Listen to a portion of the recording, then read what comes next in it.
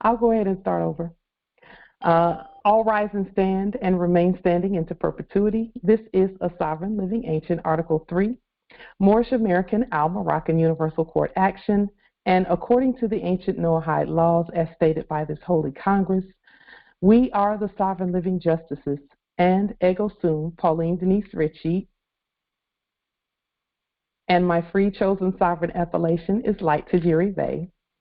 All are in capitis diminution nolo, in red ink, in propria persona sui juris, in proprio solo, and in proprio haberes. We are capite et corpus juris legalis, which is our statement that we are the lawful and legal natural head and body for our empire. All Moors are the original indigenous, sovereign, ancient, Al-Moroccan, Moorish American ascendants of the great pharaohs of Kemet and of the ancient Moabites and Canaanites. Our full faith and trust, our allegiance, our honor, our credit, and our energy are hereby vested in ourselves. For we are the people who are the original indigenous, natural divine, sovereign, ancient empire state from Morocco. We're the de jure Moorish National Republic federal government. We're ancient Washington District for Columbia. We're the Universal Moorish American Consulate and the Earth-wide Article 3 Moorish American Consular Court. Today we are exercising the law by our sovereign status, which is the original indigenous natural divine, sovereign ancient Article 3, living United States District for Columbia Court, and we are the sovereign fiduciaries, original creditors, executors, trustees, ministers, possessors, and titled beneficiaries for this cause for action and for all causes for action. We are peace. We are one nation, one state, one empire, and one God. We have issued a universal creditor's affidavit for possession, liquidation, and custody over all land, all natural resources, all national resources, and all commerce and all other property. We are one nation, one state, one empire, and one God. We are peace. We hereby recognize ourselves and accept our sovereign ascension. We, the one true God nation, are not at war. We are not at war. And once again, because it is a spell, we are not at war. And we hereby exercise all eternal, ancient, original sovereign rights at this time and at all points in time, nunc pro tunc. Islam.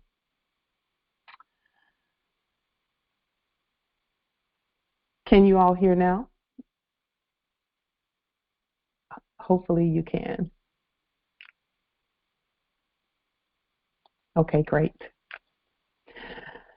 The principles that we share are not our opinion. Along with our sovereign, powerful demonstrations and study, these processes that we share are based on principles of stare decisis, res judicata, ancient positive supreme law for the land long established in sovereign order, erudite principles and processes for daily practical application to intelligently govern our vast estate.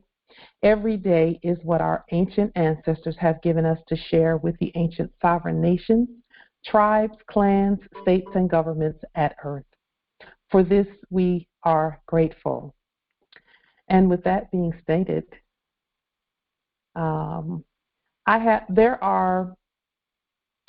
there are three statements that I would like for us to state for the record in a unified manner. And those three statements are as follows. The first one is, we do not need to be rescued. We are here to be the living example of what saving ourselves is. That's the first one. The second one, we do not need foreign aid. Let me make sure that we are the help that the whole earth needs. And third, we are not children. We are competent, mature sovereigns who have dominion over the earth. We govern all. These statements are important that we absorb this in our spirit, because in the last era, the compromise came the enactment of compromise on the part of the Moors came when we forgot who we were. We enacted that, and then we thought that we needed help from foreigners, which we did not. We never needed help from foreigners. We never did, because our land is so abundant. Our job and our responsibility is just to govern well what we already have, which is everything. And so, as a government, as a Congress, I'm going to do just a little bit of housekeeping, and then unmute so that we can, those who choose to can open their microphones. This is Brownie. And open their microphones. And just one moment, Justice Tonis. Can open their microphones and state these, and we can just read them together into the record. It's important that as we continue to, just one moment, as we continue to grow and to rise, there's a little bit of a, okay, yeah, a little bit of an echo there. As we continue to grow and rise, that we speak with one voice, and that we continue to unify on the public record, so that everything that we say and do, there can be no wedge put between us, because we continue to speak as one. So with that being stated, if you don't mind, heirs, to *6 and open your microphones, and let's just read this into the record, starting with, and you know what, I'm going to go ahead and open the microphones also myself, just because there are some who were having problems opening. And then if there's a lot of noise in your background, if you would just go ahead and *6 to mute the noise. There it is. Okay. There are some who are.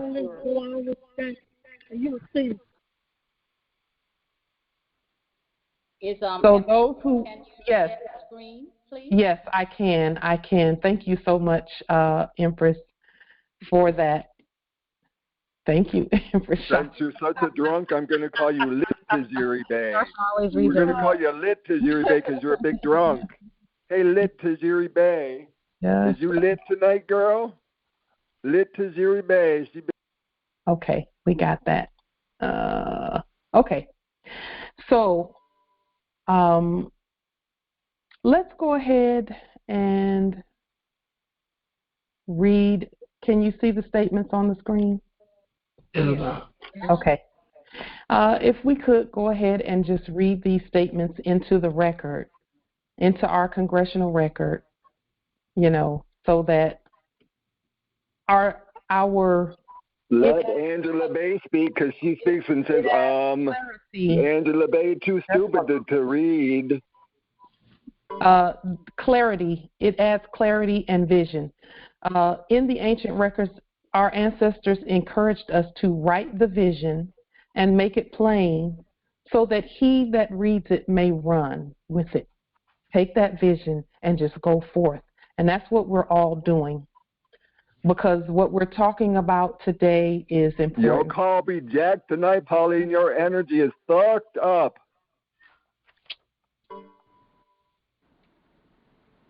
Okay, so number one, we'll just read it together. We do not need to be rescued. We are here to the be living a living example of what of what saving saving ourselves ourselves is. is. We do not need foreign aid. We are the help that the whole earth needs. We are not children. We are competent, mature, sovereign beings who govern the earth. over the We earth. govern all. We govern all. Yes, Islam. Islam, indeed. We are not children. We are competent, mature, sovereign. We are over the earth. We govern all. Islam. Yes, indeed, Islam. Thank you so much, heirs. Listen, we want to make that clear to the whole earth. All three of these, we want to make that clear to the whole earth, especially now, especially as we move forward. So we just want to absorb that into our spirits and just continue to keep these things in mind as we move forward. These are heart statements that we're making also. We're adding the spirit into everything that we do. Because in the last era, we made changes on the inside because of the abundance that we saw, or what we thought was abundance that we saw on the outside. So, if we saw that people were living well and doing well, then we would say, okay, well, what are they doing? Let me make some changes on that. And that's how we got pulled into a bunch of things, a bunch of beliefs and feelings and things of that nature from the last era. Well, we learned from that. We learned from that. And now what we want to do, Justice Morpheus, I'm going to go ahead and mute those two lines. Thank you so much, nobilities. There's a little bit of rustling and things going on. Thank you for that. It's important that we know that in the last era, the things that we saw on the outside caused us to change on the inside, which was completely in reverse of what's happening now. In this era, and I'll give you an example of that. In the last era, I saw that the people who were doing New Age things, seemingly New Age, and I'm putting that in air quotes, had the wealth and the abundance and things like that. And so I thought, well, I'll start meditating and doing these affirmations and things like that. And lo and behold, or high and behold, here we are today. So the affirmations worked, but the change had to be made. The change had to be made. And so with that change being made of nationality and us acknowledging our sovereign status,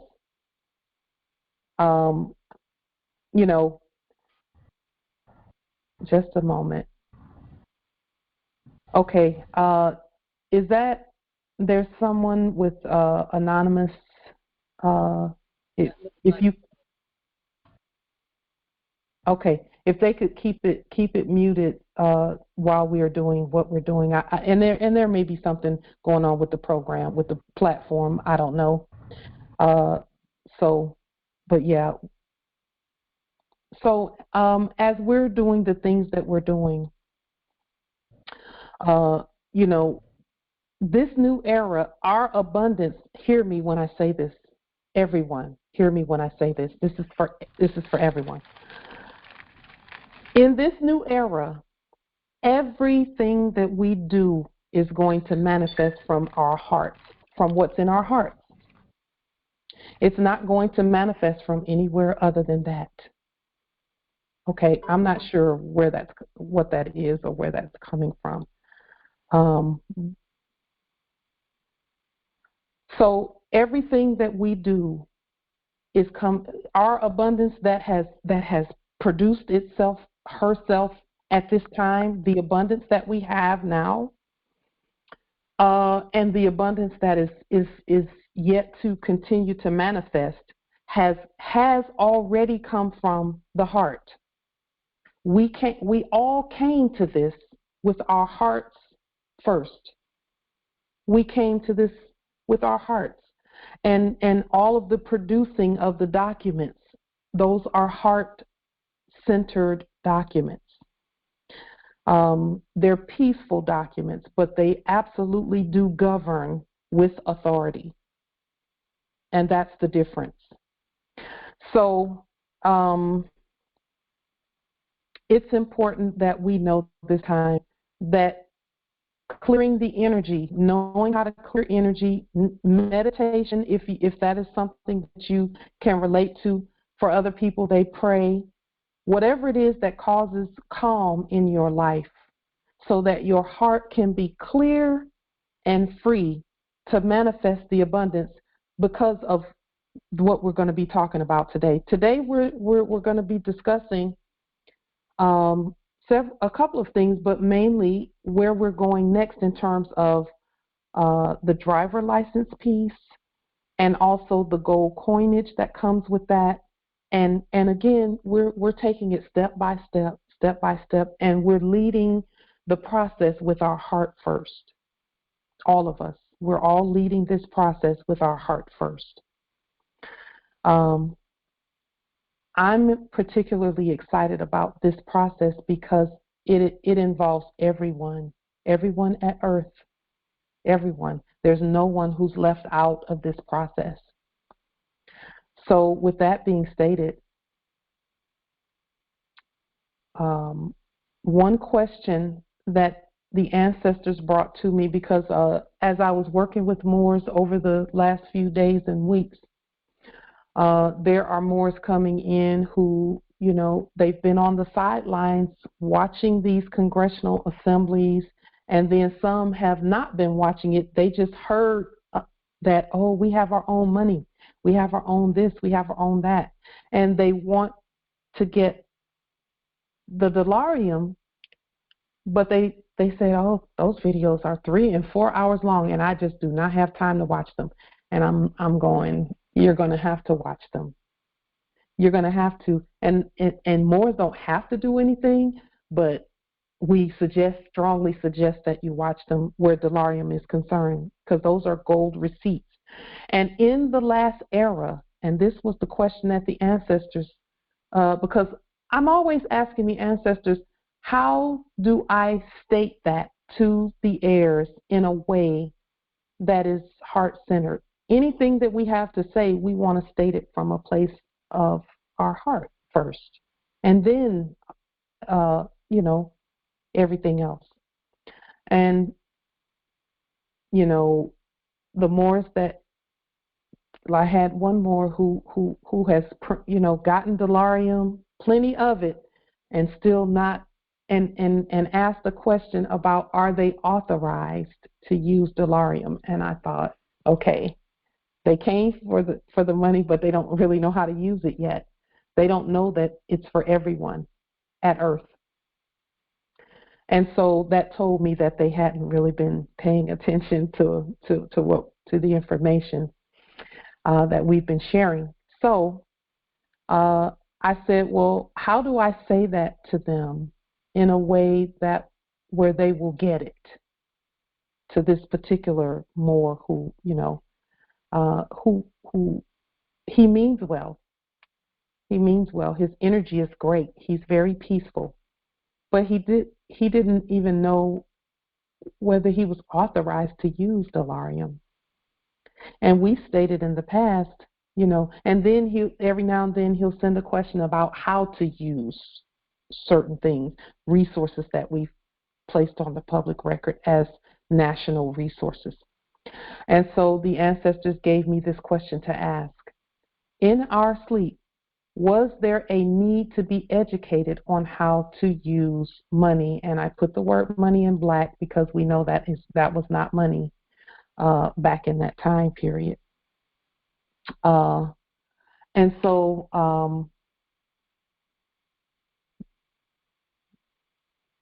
so I would like to just hear some of your thoughts about, in our sleep, was there a need to be educated and that's why I say educated, because we're talking about the sleep time, on money. And how much education did we really receive about money? None. None. None. They were busy teaching us some things about animal husbandry in the animal husbandry schools. Islam. They were not teaching Islam nobility. Absolutely. There was a need for us to be educated on the use of money and how to apply it. But we were given no education, no real training. It was just thrown in your hands. We abused it. We misused it. We miscalculated. We didn't value it correctly. We didn't know how to store it. We didn't know how to treasure it up. We especially did not know how to invest it. Okay? We didn't even know what investments was. Case in point, at the earliest part of my career, I had the opportunity to invest in stocks and so forth. Okay? Regardless of what you think about it, it was a great investment. Yeah. But because I didn't come from that background and no one in my family knew anything about it, no one could tell me or educate me or help show me and demonstrate that this, if you would just take aside, 20 to $50 of your check and invest it, they're going to match contributions and put the same amount in there. When I left that company 13 years later, my portfolio should have been $340,000 at about $50 to $100 a paycheck. Yes. And I walked away from that company 13 years later with nothing. Yeah. Because I did not know how to invest and how to use money wisely. So is an education needed on the use of money, including delarium? Yes. You doggone straight it needs it. Yes. We need it. So anyone that shows up and doesn't know how to use it and just wants to go and get it and go run out and go buy things and pay off your no, I'm sorry, it ain't going to work that way. And I'm glad that you took caution and are expressing that the way you are right now, because we need to hear that. Yeah. Because there are going to be many who are going to show up immediately. Oh, they all got money over there? And now you want to get in. And you don't want to get the education. Like you said, I don't got time to go listen to 4 or 5 hour videos. Yeah. Okay? Yeah. So, oh well, you're going to repeat the same mistakes of the past. But hopefully not. Islam. Empress. Islam, Justice Tonus, I believe, first, and then the Empress. Okay, so I agree with what was told, but even still with what, this is Justice Minister Tonus Al-Jawbeh, Califia territory. And our biggest problem is still getting people to realize that what we've been using has been military script. It's not money. We've never had any money. Unless you've gotten gold or silver, you haven't gotten money. That's not money. It's still not. Delarium is money because it's backed by gold and silver, and there are other things in place to make sure it's that way. But if you don't know these things, then people are still taking worthless paper and calling it money. The 4-hour education is a very small amount, really, to unlock yourself out of that quandary. But if you're going to go forward and try to use what was on their fake script with our delarium, it's not going to work. And I know people don't like to, but we have to learn to read and educate ourselves again. I know you don't like it, but you got to do it. Sorry. Yeah. Yeah. Islam. Islam. Empress. Yes, thank you. What I was going to say is I think the need was more on how to engage in commerce properly. Yes. And I don't think either of this would have happened either way, because I was actually trained just from my mom, because she had a background in finance, on how to save. I worked in financial organizations. When I left the whole corporate America, quote-unquote, paradigm, I was in fintech, so I had knowledge in technology, IT services, as well as finance. So I had to educate people on both. And so while I knew how to do it, what I found out a lot of times is even if you have the education, the system was fraudulent from inception. Right. So what you're going to find out is even though you're doing everything right, there's always a catch with these people. There's always a catch. For example, the 401k, right? You match it, right? But they tax it unless it's a Roth. And the Roth is pre-tax, so they're going to take money beforehand. Yeah. They're going to take the fee out beforehand. So, and then, of course, the higher your salary, the higher the tax bracket, the more they take. Yeah. So there's always a catch. They always find a way to take what doesn't belong to them. So even if we were educated on how to use money, since it wasn't delarium, since it wasn't true commerce, since it wasn't true finance, we were doomed either way. But as far as the question, it would have given us a fairer hand to play had we been taught properly. But from down to the school system, which is animal husbandry, down to the medical systems, which is toxic and was all ruined, by the same one that created animal husbandry, John D. Rockefeller. All the systems, they're all connected. That's why we all need to be connected. All their systems are connected. They speak to each other. They're all part of one big team. So everything we would have tried, even if we were educated on money, you would have still gotten stolen from. And you were being stolen from the very beginning because it happened before we even had a chance to do anything about it until now. Yeah. So that's my take on it. Indeed, Empress. Indeed, we affirm. Islam, Empress. I'm just going to add that, yes, of course, we did need to be educated on how to use money. We were the money. We actually, if we'd have been taught as to how to use the money, it would have been about ourselves. Yeah. In fact, we, as has been stated prior, there was no money. Yeah. We were using debt instruments or the military. Yeah. I mean, we were the money. Yes. And we were being taken from and used, and we were investing the whole time. Yeah. Actually, it wasn't it was we were the stock market. We were being invested on the stock market and not realizing that the time and the energy and the brain power and the heart and everything that we were putting into was the money.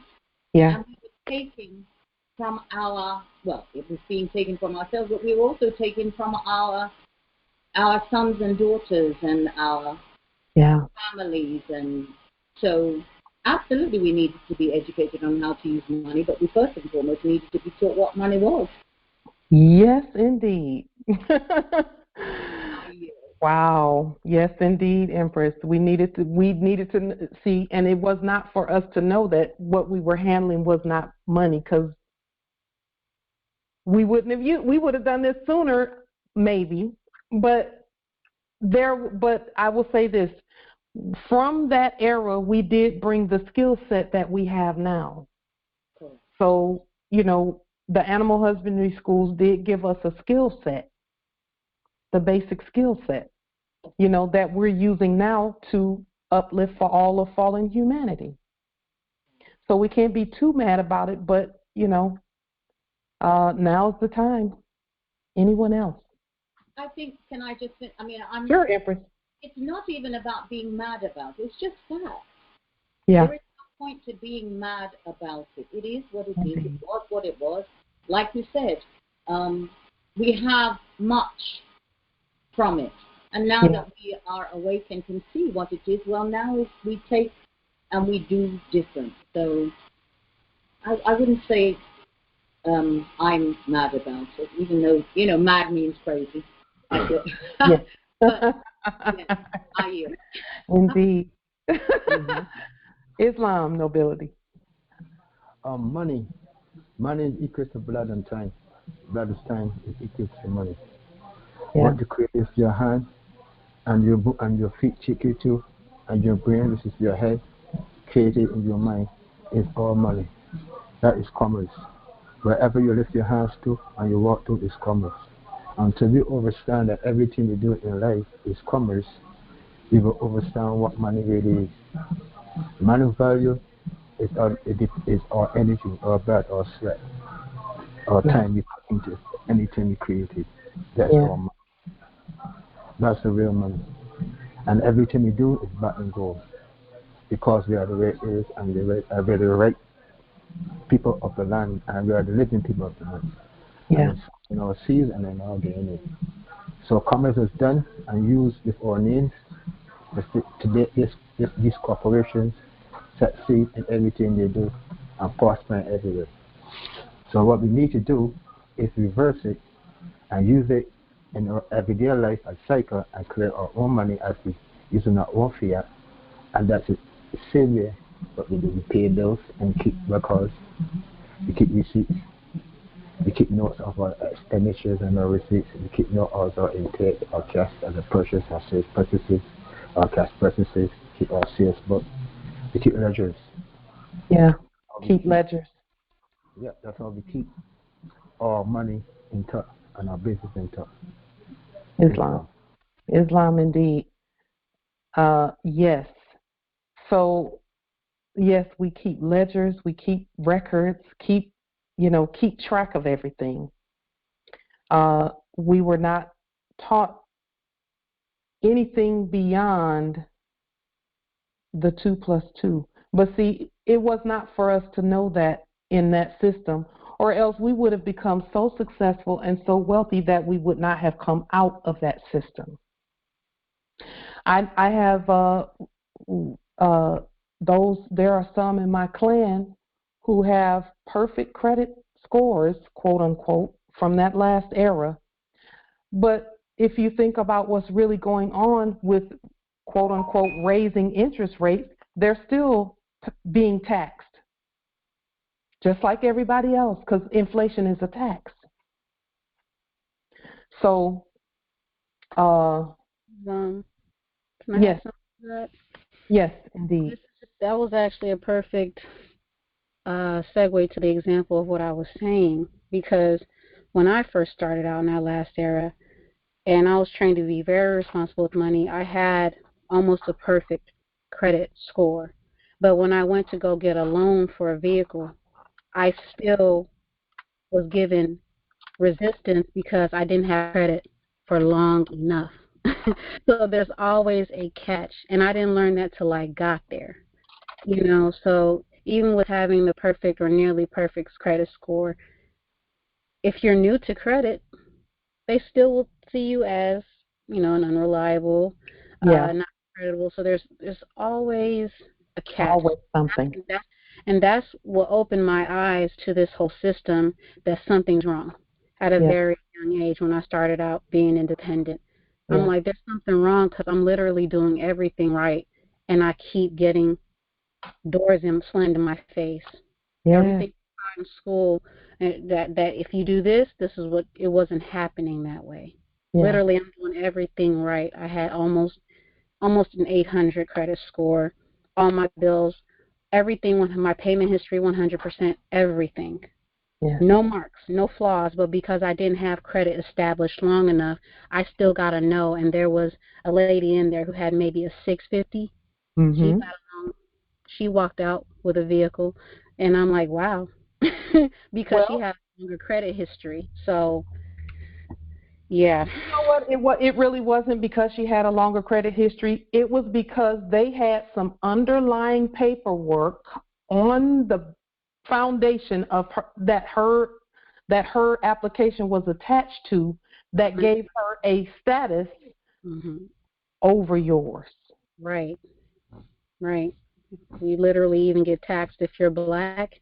You could have the same, all the same prerequisites as someone who's classified as white, and they'll get an 8% interest rate. You'll get 18, just because of your classification, even though you have the same, if not better, qualifications on the back end. So you're absolutely right about it. It's a real system. It's not meant for. It was never meant for us to succeed, because it was created, and I thought it was just because they want to make it challenging or life hard, or they wanted to, a lot of our people say is, oh, they just want to keep that gap. But no, they want to always have a way to that they can steal from all of us. It's a fraudulent system, period. So it was never meant to be fair. Yeah, it was actually meant to be a temporary thing, just enough for us to know that, okay, let's look at that and then restate everything. It was only supposed to last 2 years in 1913.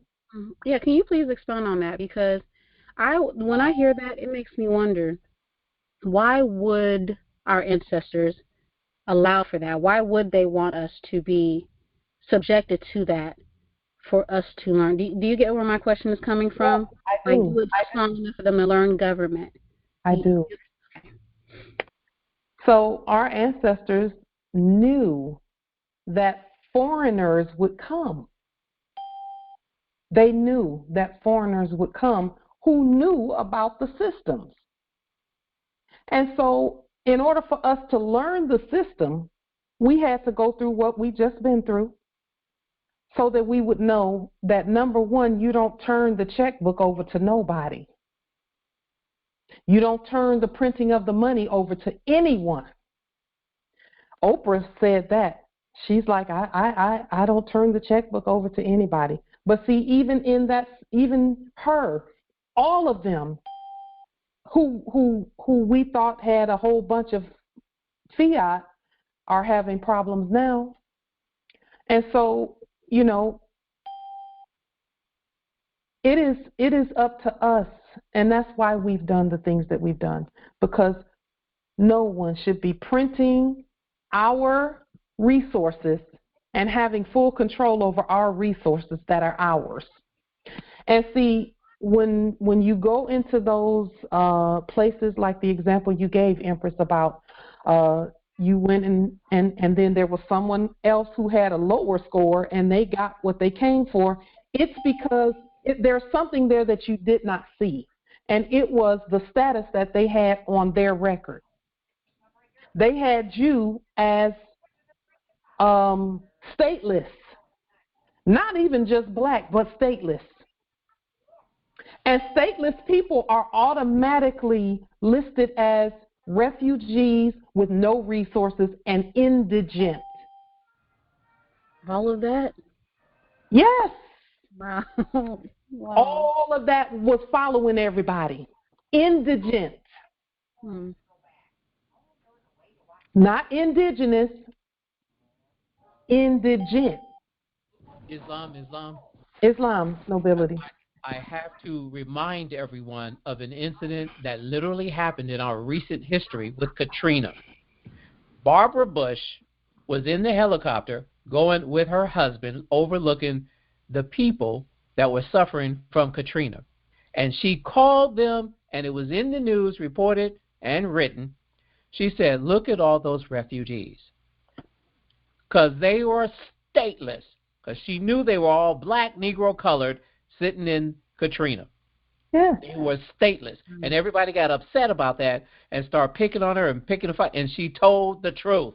She called them what they were in their system, Islam. Yep.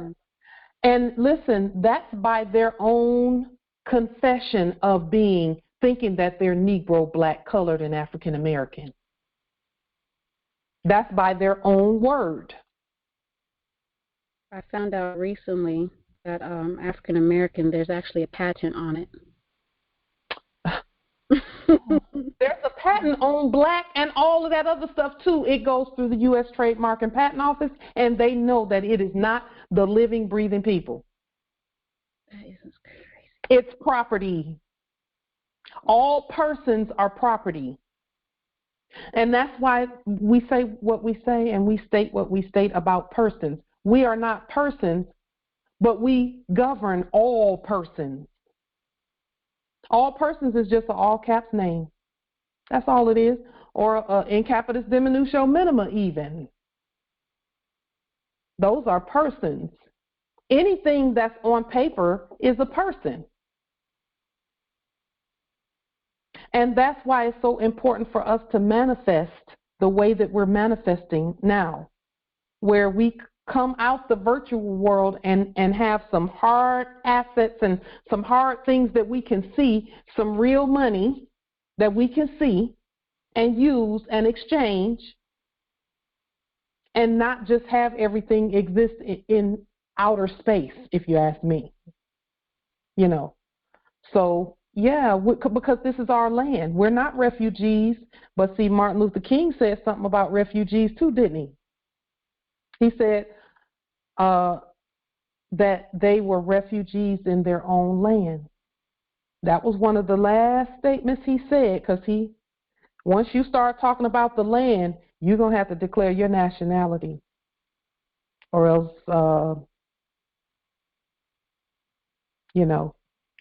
because the way this estate is set up, no one can come from the outside and be Negro, black, colored, and African American or foreign of any kind and claim anything on the land. That all has to go through the government.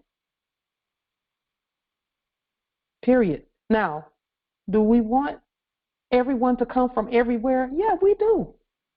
Because that's what makes everything work. Everyone come from everywhere. Just know what's happening. Know the law. You know what? And Justice Dumois stated in the chat, he said that his uncle says that he was born black and that he's going to die black.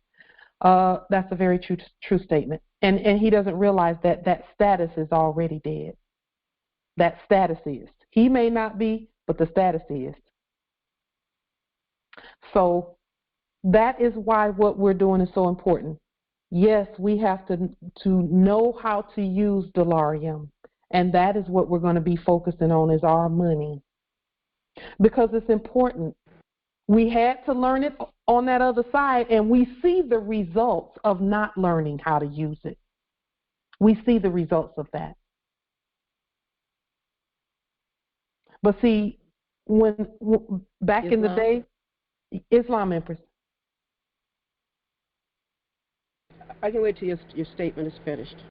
I was going to say, back in the day, we thought that anybody, we thought that the plane was equal, that everything was equal. They made it look like it was equal, and they said equal words. All men are created equal, but if your paperwork, the foundation of the paperwork, if you didn't have the proper status, then the system wouldn't recognize you as equal. The system. See, that's why I'm saying we can't be we should never be mad at people. Let the system do what it does by us putting the proper words and the proper formula in the system. We can't be mad at them if we was claiming to be Negro, black, colored, and African American. We can't. Why? Because the mothers, and this is where we come in at. Because see, yes, this matriarch age, this new era is the matriarch's era. It means, yes, the good things and all the praise and all the wealth and all of that, it means that, but it also means accepting responsibility for that last era. And what happened when we did not tell our heirs and keep the information going and keep it going and keep it going and keep telling our heirs who they really are. And then they started hearing babble from some actors. And when they started hearing babble, they thought that was for them. How come nobody ever questions Pauline never going to buy groceries with delarium? Never asked her about. And so, Empress, go ahead. I yield the floor, Empress. Are you guys afraid to ask Pauline why she doesn't use delarium? Ask Pauline. Yeah. Go ahead, Empress. The statement. You guys are just fucking afraid of Pauline. Nobody. Go ahead. He signed in about 3 or 4 times. Go ahead, Empress. The statement earlier, whether we need assistance or not, who could do that? At this present time, every fiat currency on the planet is disintegrating. Yes. And that system is working very hard to bring in something brand new and capture everyone's attention, and they're even having a contest to who's going to be the next one to rule the money system. So there is no one but us. They have nothing. Look at their flags. That gold fringe means system with no land. So a system with no land, how on earth can they assist anybody? So that's just really a strange thought, you know, someone coming to assist the Moors. The only thing they can do while they're here is to do their jobs and do it well and be kind and loving. Yeah. I yield. Islam. Yeah. And you know what? We don't even look at faces. We're looking at the system and making sure our ancient systems do what they were meant to do. The beauty of what we're doing, though, heirs, oh my word, and everyone, is that we get to state how this works. Yes, we have a template that we can look at, and then we can just pick and choose from that system. And so with that being stated,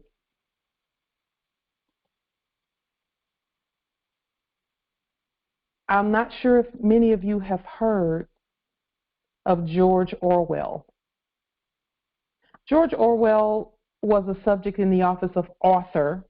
He wrote a book, and there were many movies made about 1984. He wrote the book well before that.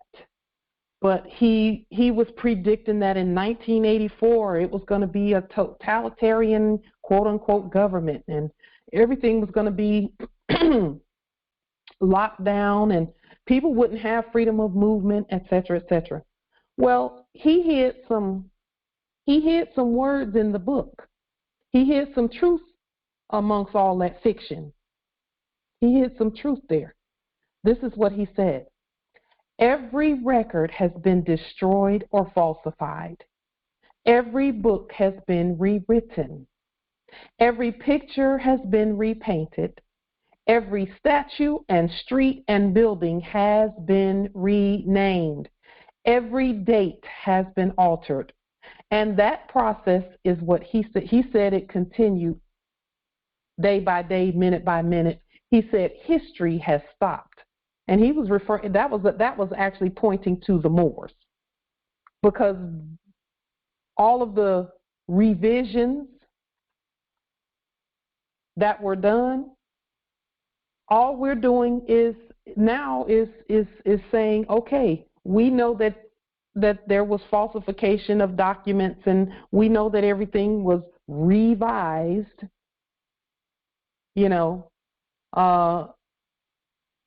we know that. And so now what we're doing is restating everything. And that's why we do what we do. When he used the term falsified, my etymology brain kicked in, and I thought, okay, this is what that means. Falsified. And people call the book a sci-fi book because he was talking about futuristic things, that are not futuristic to us now. But he had to tell the truth. They have to tell the truth among all that colorability. And there it is, right there. That's why we restate everything. And so now that we know about the falsification of records, we know how to proceed in all that we do. We are truth in the flesh. Every record, every contract, every treaty, everything written must be properly restated by the living original indigenous heirs to include our history, our Quran, our Bible, our birth certificates, social security numbers, financial exchanges, registrations of all kinds, education records, credit records. All records must be restated, all of them. And that is where all of these videos come from, is knowing that we have to restate everything. And listen, as we're restating it, we're literally building our system on our ancient bloodline and birthright, which is the ancient system that has lasted throughout time immemorial. The result gained from restating all records is that the we have changed the outcomes of everything that concerns us. Our heirs, our ancestors, our finances, our wealth, our property, our land, our natural resources, our commerce, and all else. All outcomes have been changed into our favor because we're restating everything, and we have our own courts, first and foremost, our nationality and our courts is first and foremost, and then the restatement of the records and our own money and all of that. And when I say our own money, anyone on earth can use delarium. It must be autographed by one of the heirs, bloodline and birthright on the public record heirs. Prior to restatement of the records, we were careful not to allow the contracts around us to contaminate our sovereignty. So when we first started, when the ancestors gave us the knowledge of termination of all corporate contracts, they said, and I have to thank Rosa Maria V. Bay. I want to thank her by her appellation for a conversation that we had. I believe that conversation was about 7 hours, her and Empress Anna Eid L. And they still, to this day, probably don't know how much that conversation meant to me. But we were on the phone for a very long time, the three of us. And Empress Rosa Maria V. Bay was one of the first that I ever heard say, we don't contract with them. You know, between her and Grand Sheik Tajiri Bay, I had never heard that before. That, you know, and I was new. You know, I was brand new. That's where I was getting my information, and it was absolutely spot on. She was absolutely correct in saying we don't contract with them. And then I thought about it when she said that. I thought, well, how do you go about getting new things? You know, and things like that. But I didn't ask her that. But that's what kind of churned in my spirit was, well, do you just let your stuff, everything get old, and you just deal with the old stuff, or what happens? And the answer is, I'm just so grateful. I can't say enough about the gratitude that I have for Empress Rosa Maria V. Bay and Empress Anna E. L. and Grand Sheik Tajiri Bay, because they have taught us so much. The answer to that is that we create our own systems and then begin producing our own things. Everything automatically still belongs to us. Our ancestors started General Motors. Our ancestors started BMW and Mercedes and all of those. Our ancestors started all of these companies. The company names and logos and things were revised. They were revised. All we have to do is revise them back, and not revise them, but restate them. And we're doing that. We're doing that. And then, you know, we just, again, returning to the ways of our ancient foremothers and forefathers. So, you know, prior to the restatement of records, after we had nationalized and knew that, okay, they said don't get into any contracts with them, so I'm not going to sign anything else. We were careful not to allow the contracts around us to contaminate our sovereignty. But now, Morris, now that we have our own system, and we've always had it, but now that we've uncovered and discovered our own system and uncovered it, everything that we touch is healed by our touch, because we clean what we touch instead of being contaminated by what we touch. So what does that healing look like? The healing looks like applications becoming affidavits. So if there's something that you're, some benefit on your estate or some resource that you want to access, and there's an application from the last era regarding that, then you just take the application and look at it. Don't fill it out. Just look at it. And then first create an application and then restate first create an affidavit and then restate the application. And you can fill out the application that you restate. Okay? Bills become credits. Same thing. Installment payments become prepaid settled accounts, and that includes utilities and everything else. This is how we begin to walk the walk that the living walk. Okay? We have to know the process to do that with our more sovereign delarium gold receipts. This happens by our Article 3 words, our wisdom, our energy, and our estate being applied to the paper. All paper that's coming and going needs to be restated. Indeed. Because our energy in the creation of it and the renaming of it is what causes it to move according to our will and our finances, our money, our delarium, our gold receipts, and all of that. Let me make sure that I'm not missing anything in terms of, just a moment, let me make sure. So,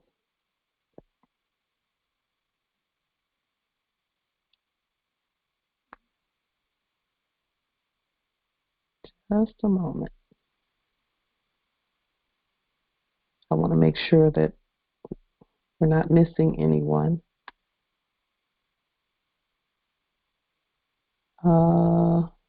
Justice Willie, have you made it in, Justice Willie?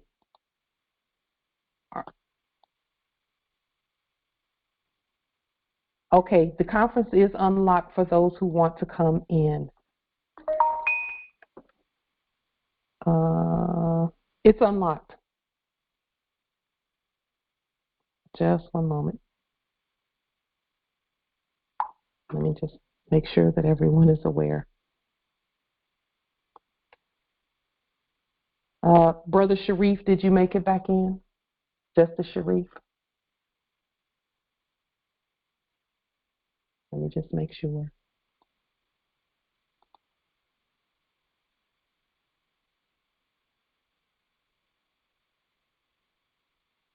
Okay, good.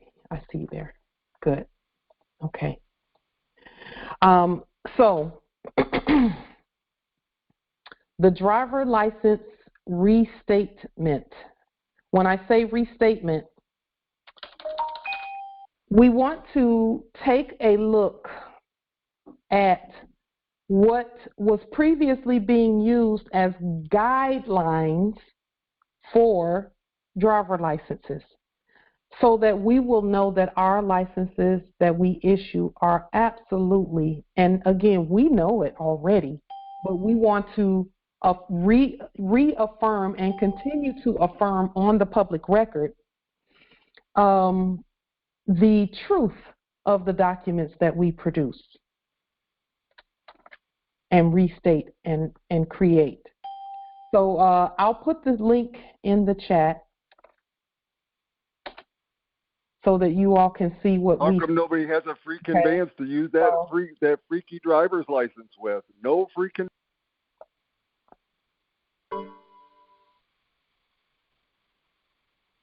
Hopefully everyone made it in.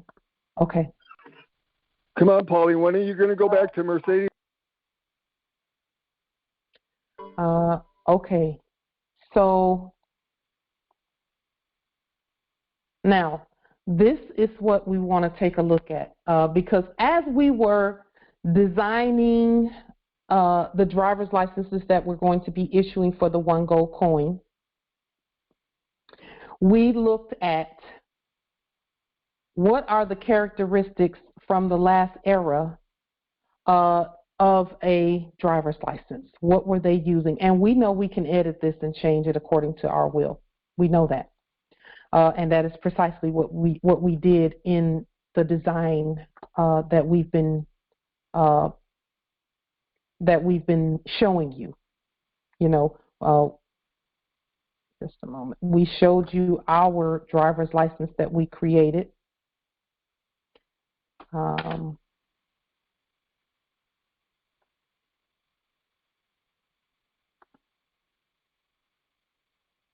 So let's just take a look at this really quickly. It was called the Real ID Act because it's an act and they're actors. This is page 2 of this Real ID Act.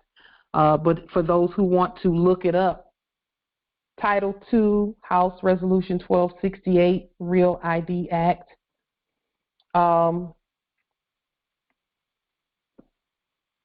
So let's take a look here really quickly at, and you can look at the definitions when you're ready to do that.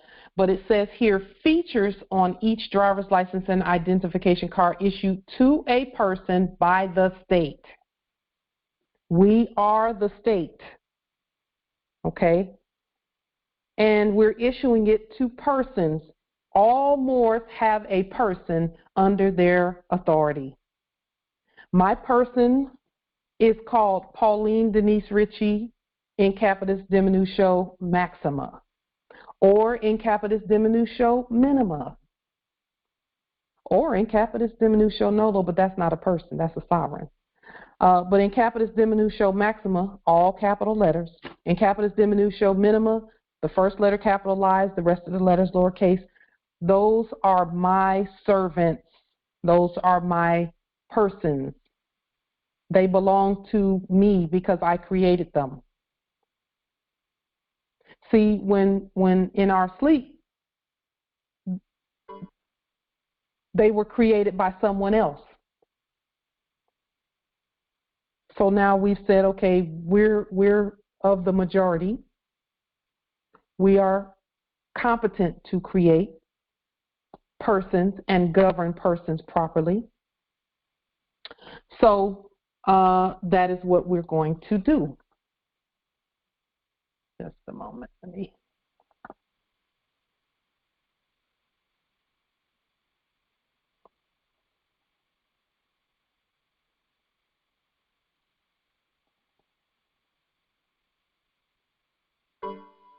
Okay. So now, as we were, because see, what we know about everything that we do, and this is how we've gotten this far in terms of printing our own money and everything. in the Biblios Heliothek, in the Bible, it states in, I believe it's Luke. You can restate all you want, but it doesn't make that DUI conviction go away, you dumb bitch. Those. Okay. So the reason why we look at things like this is because in the Biblios it states that I believe it is Luke, I believe it's the 4th chapter, but don't quote me on that. You can Google it. It states that he who knows the rules receives the crown. And that's why animal husbandry schools did not show us anything. In fact, let me just pull that up really quickly because I think it's important.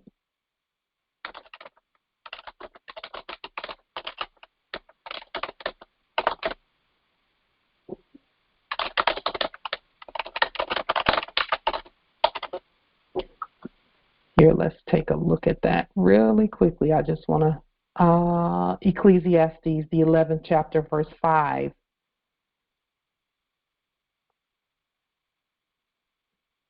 Let's take a look at that really quickly. We can even look at this scripture, Revelations, the 19th chapter, verse 12. It says, his eyes were a flame of fire, and on his head were many crowns. And he had a name written that no man knew but he himself. The word knew in this particular scripture means created.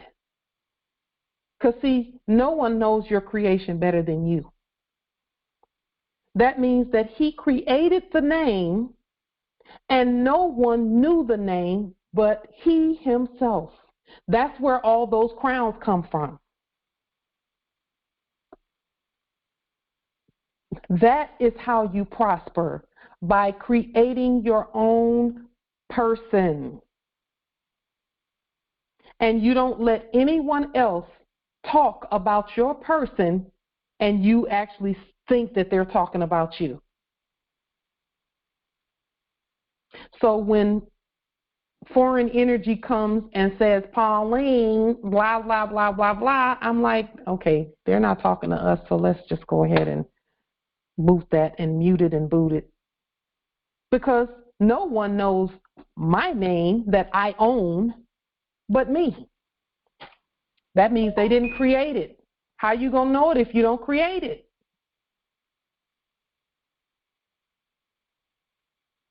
And then we can look also at Ecclesiastes, the 11th chapter. Just 1 moment. Okay. Ecclesiastes, the 11th chapter. Many kings have sat down. Just 1 moment. Let me find it. Yeah, here it is. Just a moment. Let me find that.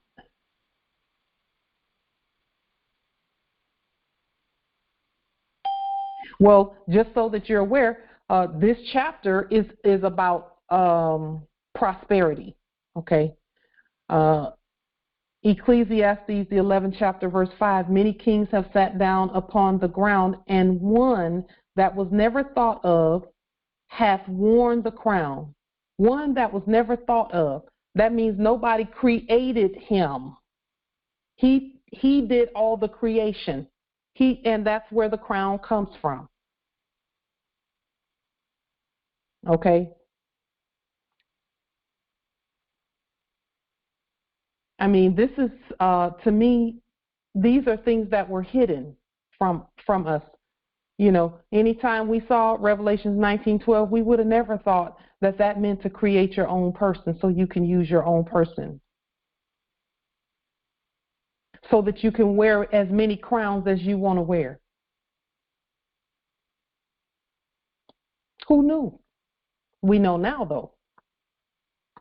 So, with that being stated, this document, see, this is why we had to create our own person. Let's see what's on the driver's license and identification card issued to a person by the state. And we're all the state. The person's full legal name. Let me say this about that. It's only legal when you create it. It was unlawful and illegal when created by anybody else.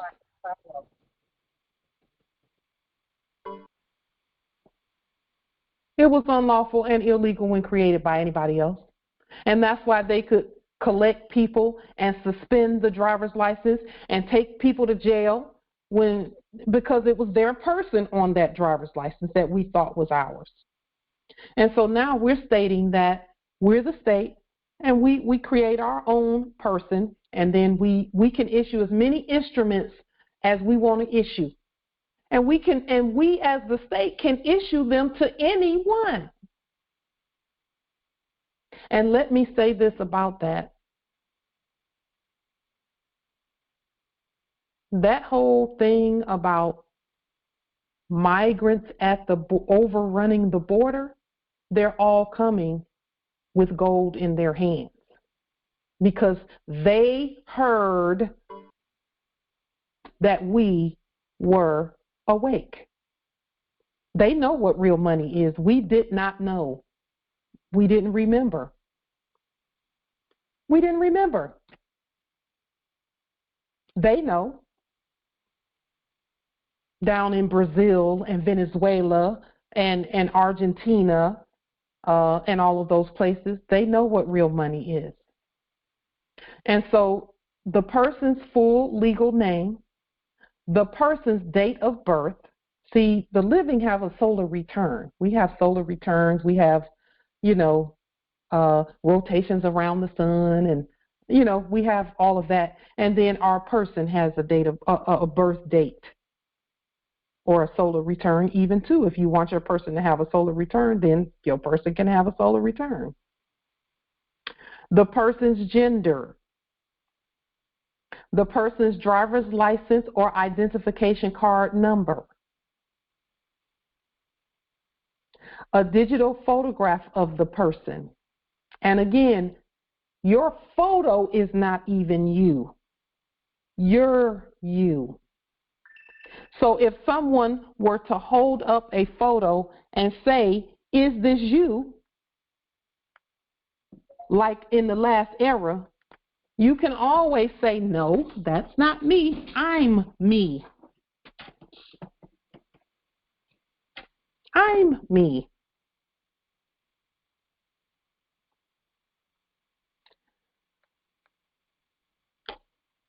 So the person's address of principal residence. Our persons do have residences. They are residents of our United States. We, the heirs, live at ancient Morocco. This is our empire. The whole earth is. Okay? So when people want to kind of get into a debate about whether you say American or whether you say Al-Moroccan, the sovereigns are Al-Moroccan by bloodline and birthright. Their persons are Americans. And you can look at it that way if you choose to look at it that way, because that's really actually the way that it is. The all caps is a person that has a national identity. That national identity of that all caps or the in capitis diminutio minima is exactly what we said it is. We, as the living flesh and blood, are the most ancient Al-Moroccan heirs. So there's really nothing to argue about. Nothing to argue about. The person's signature. Physical security features designed to prevent tampering, counterfeiting, or duplication of the document for fraudulent purposes. Your signature will do that. A common machine-readable technology with defined minimum data elements. So the address on the driver's license is machine-readable, just like at the post office. So let's say your driver's license got lost. They could just drop it in the mail, and the post office will read the address and send it to that address. Okay? So with that being stated, just one moment.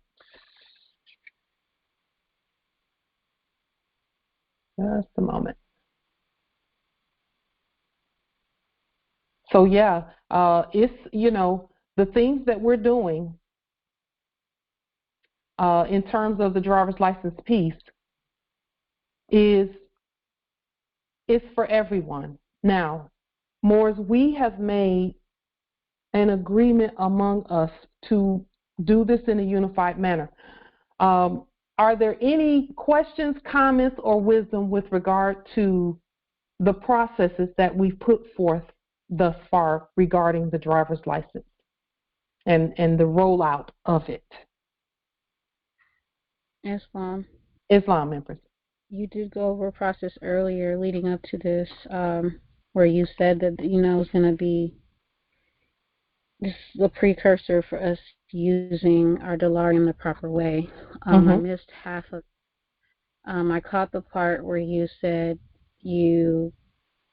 before restating, you can, and I wish I had written it down, but if you could just go over the process of,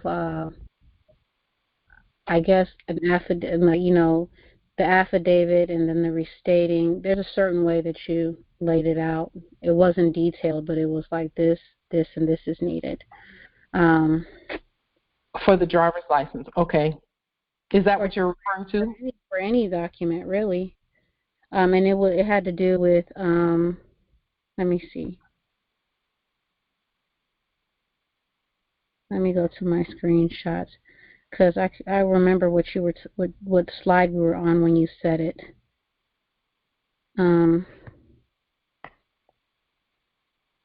I think when we're talking about the result of restating, and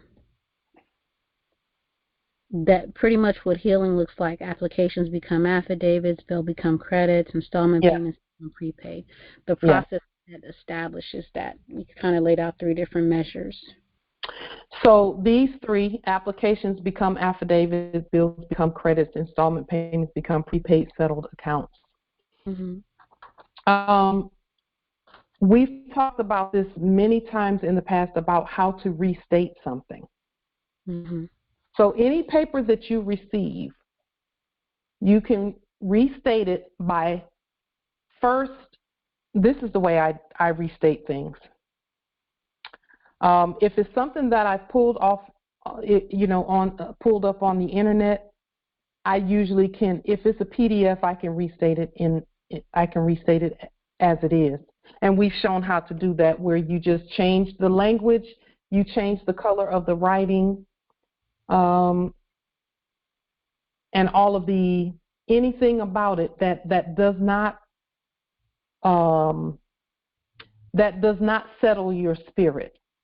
That's incorrect. Okay.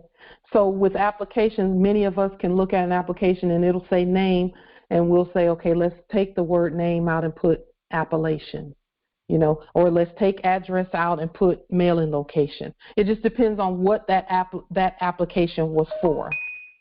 And we just recreate it right there on the spot, right on our computers. So if there's an application for anything, just change the title of it at the top. That must be changed. Whatever the title of it is, if it says application, just say affidavit, okay? Because you're going to be stating truth in it, okay? Bills becoming credits and installment payments become prepaid settled accounts. That is happening where if you receive a bill, you restating the bill just, again, looks like editing it according to what you know about who you are. And then you put your delarium with it, and then you send it off. Installment payments, see, this is how we prepay for things. That's how prepayment works. So, again, all of the things with regard to restating all records, that happens. Restatement is your words, your wisdom, your energy, and your estate being applied to all paper. That is how restatement happens. And we'll continue to show you how to restate things in terms of doing actual examples. I won't do one right this second, but we've done it in other videos where we took a document and began to just edit and change and move, take things out and put things in. That's all it is just basic editing. And if you're not really familiar with editing according to the language that we use, then do the best that you can, and your spirit will kick in and tell you, okay, you think you might want to change this or that. And then when you do your research on the etymology of the words that are being used on any application, then your spirit will say, no, don't use that word, use this one. And you just take that one out and put the word that the spirit said for you to use in, I've gotten comfortable to the point where name and address and all that, I know that I'm using my own person, and I know that whatever it is that says that, I've restated it properly. So I'm not afraid of those words anymore. But I used to be afraid of the word name and address and all of that, because the living beings don't use those terms to describe us and where we are. But when we're talking about our person, our all caps name, or our in capitis diminutio minima, those words can be used according to the system if we choose to. Those who choose not to, who want to call it appellations all the way through, do that. It's not, there's no wrong way to do it when we're using our own system. This is our system. That's why I'm not afraid of those terms. I wouldn't dare think about filling out any application that I did not restate and with those terms on it. I wouldn't even think about it. Thank you. Islam. But I get what you're saying. Appreciate it. Well, if you probably want me to do an example of restating something, right? I remember what you did last time when you brought up a definition in Black's Law, and then you deleted one word and then you rewrote it in blue. Yes. But, that is restating.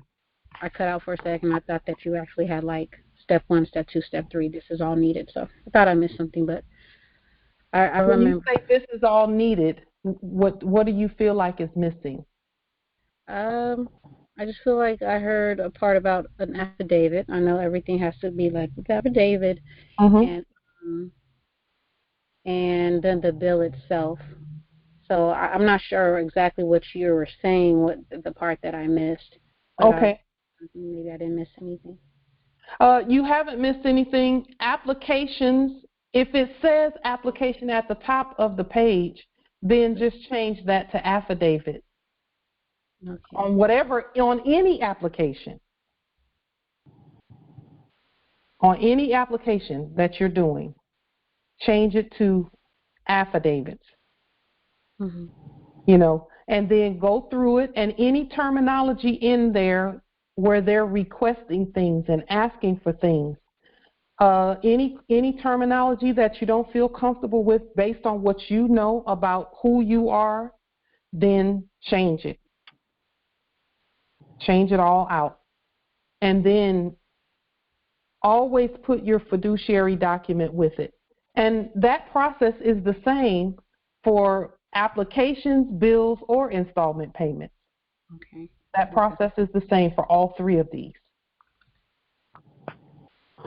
Okay. Thank you. Islam. Hopefully that's a little bit clearer.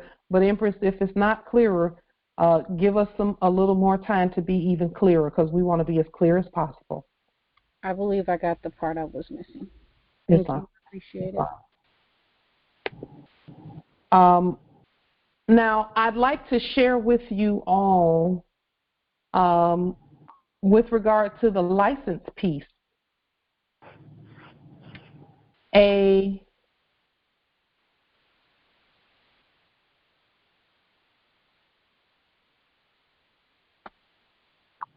flyer that I did to advertise, essentially, or to notify the public that this is what we're doing. And I would like your input on what you think about it. Is this doable? Because we are going to begin sometime soon doing some, I think they call them commercials or advertising, but we call it public notices and public announcements about these driver licenses. So what it says is, Islam, Empress.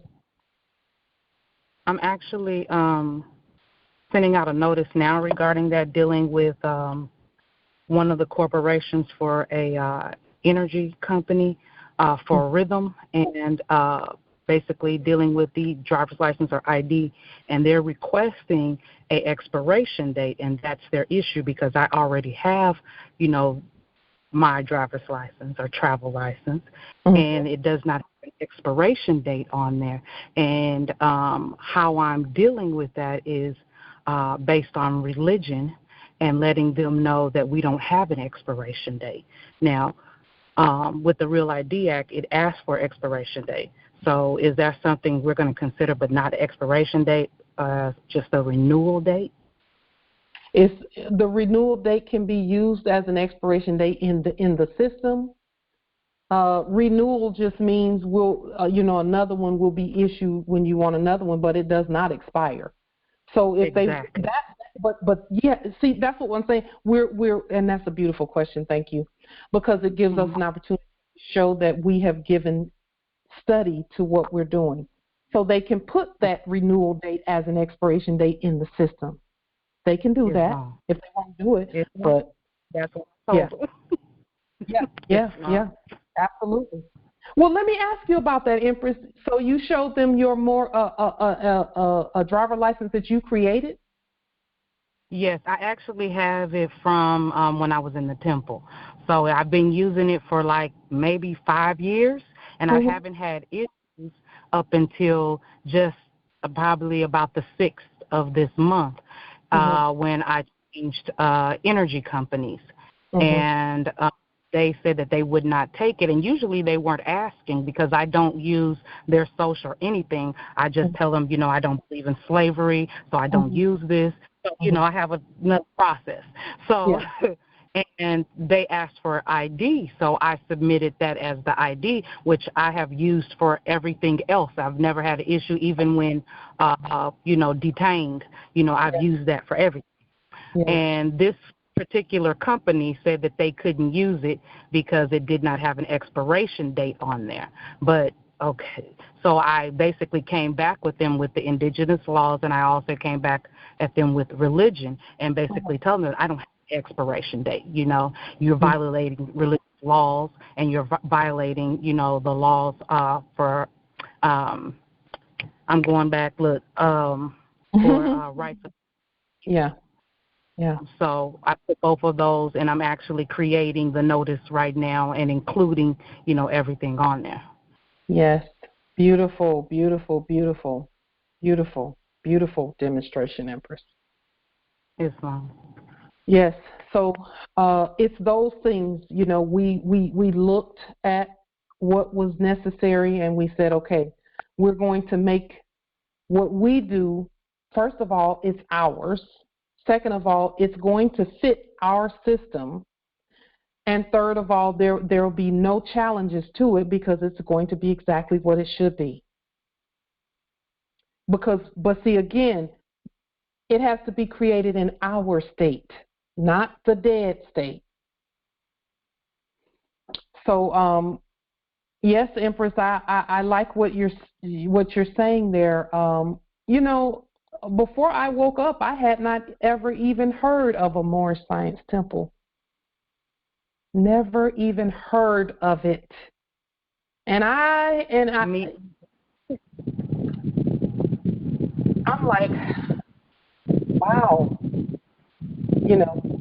but it's all good.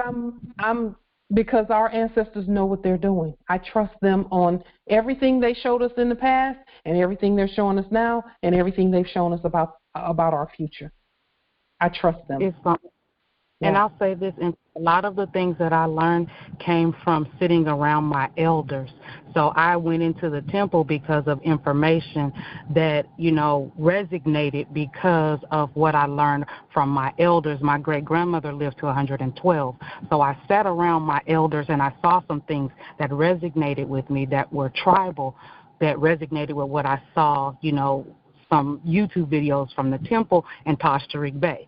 So that's what resonated and pushes me to continue to do what I saw my ancestors do.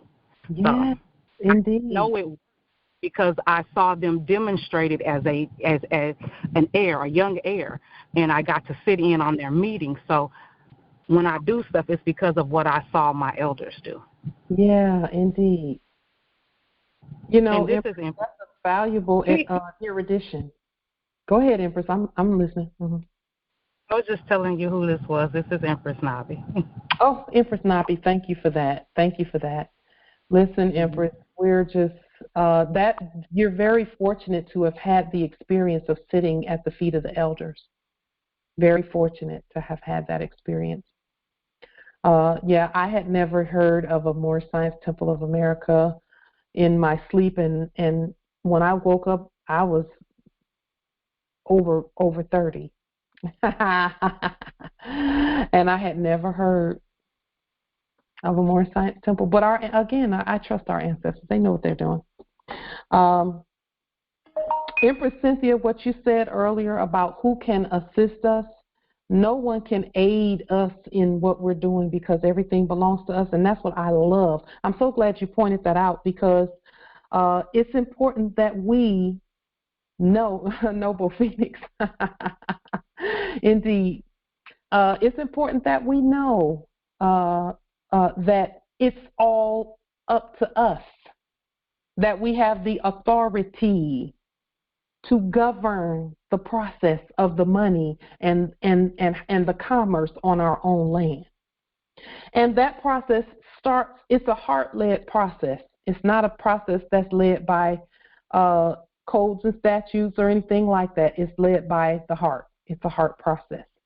And then the spirit, and then the letters and the writings and the laws that we make, and the agreements and the compacts that we make together, because we have agreed to come together and govern our vast estate, and along with that comes the responsibility of nobility toward each other and towards those on our land, and this process is a process where a lot of that comes together.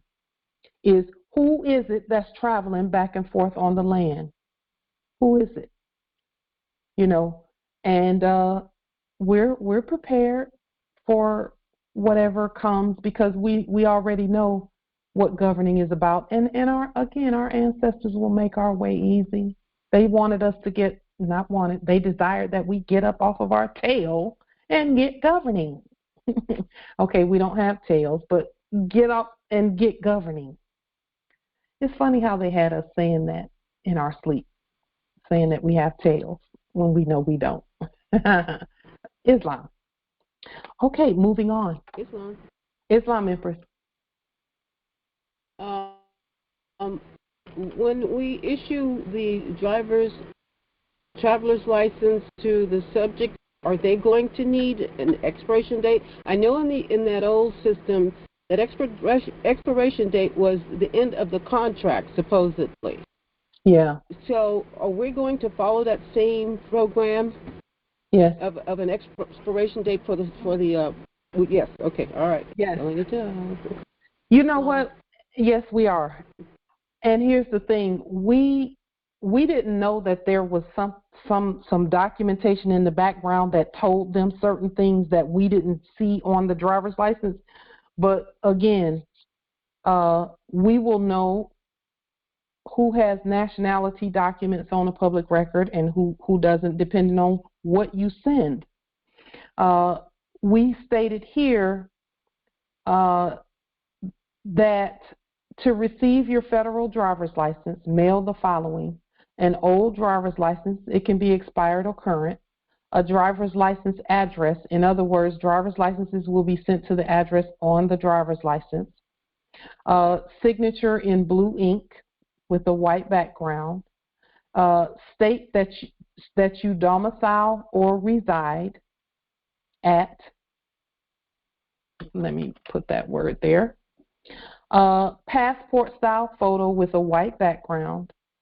A subject status affidavit will be provided for you in addition to any other documents the government requires as necessary, or you may provide, and this is important, a birth certificate, a matricular consular identification document, other proof for identity. See, when they used to be saying other proof of identity and they left it open, that was the cue for Moors to say, we're Moors. But we didn't know that. We didn't know that was what that meant.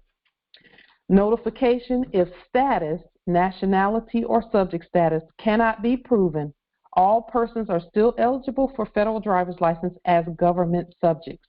So this is another way, this is the legal way to say Moors subjects ipso jure, because the Moors are the government. Okay, but we want to use terminology that is mainstream, so to speak. And then the matricular consular identification document is what our Olmec brothers and sisters and those coming from those that came through the border knowing that we're awake, that is one of the documents they use. And we voted on that. We spoke about the matricular consular identification document a while back in one of our previous congressional assemblies. We did vote to that those who have those documents can come, and I'll have to go back and look at exactly what that vote was. But we'll be restating everything anyway. So even if they have a matricular consular, again, anything that comes our way, we're restating it. Period. Anything that comes our way, we're going to restate it. So that is why, again, we're not afraid to take an old driver's license, expired or current, because it'll be restated. Everything's going to be restated. Birth certificates, all of that stuff is restated by us. Are there any, and then of course it says gold cost, which is an allodial cost. 1 gold coin, 0.999 troy ounce. Mail to United States Travel and Transportation Ministry, and then I put the land location here, 911 Southwest 314th Place, Federal Way, Washington. And again, we're piloting the program. It is going to be rolled out state by state by state. The reason that we're doing it that way is, number one, this is a national security program. So when we talk about things like national security, we are talking about where the gold will be, how it's going to be housed, how it's going to be secured, and so on and so forth. And again, it's all already come together. We just have to open our eyes, and we don't have to keep our eyes open and keep looking at the process. Keep looking at the process. Keep looking at how things go. We're just going to take it step by step again. And, this week we'll probably do a public announcement about it by way of a very short video, maybe a 1 minute, a 60-second video or something, 1 or 2 minutes or something of that nature.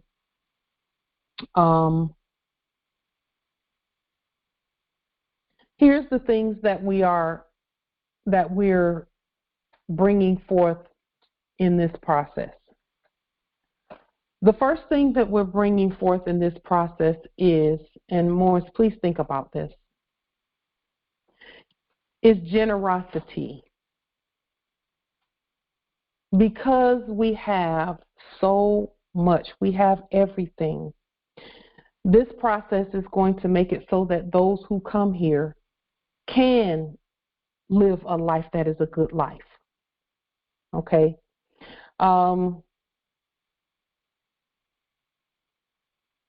Just know that our lives are going to be better just because of our generosity. Okay? We're in control of everything that has to do with us. So this process is just the beginning of many other programs and processes that we're going to be putting out, publishing rather, onto the public record. The next piece of what I'm stating right now about the generosity is this, because again, these processes are all led by the heart.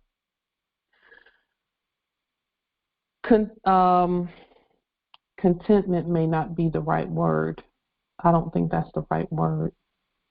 The right word is peace, so that we thrive during this process. We have to keep our own peace. We don't have to keep someone else's peace. We have to keep our own peace during this process. Because the peace is going to keep our eyes open so that we thrive no matter what's happening.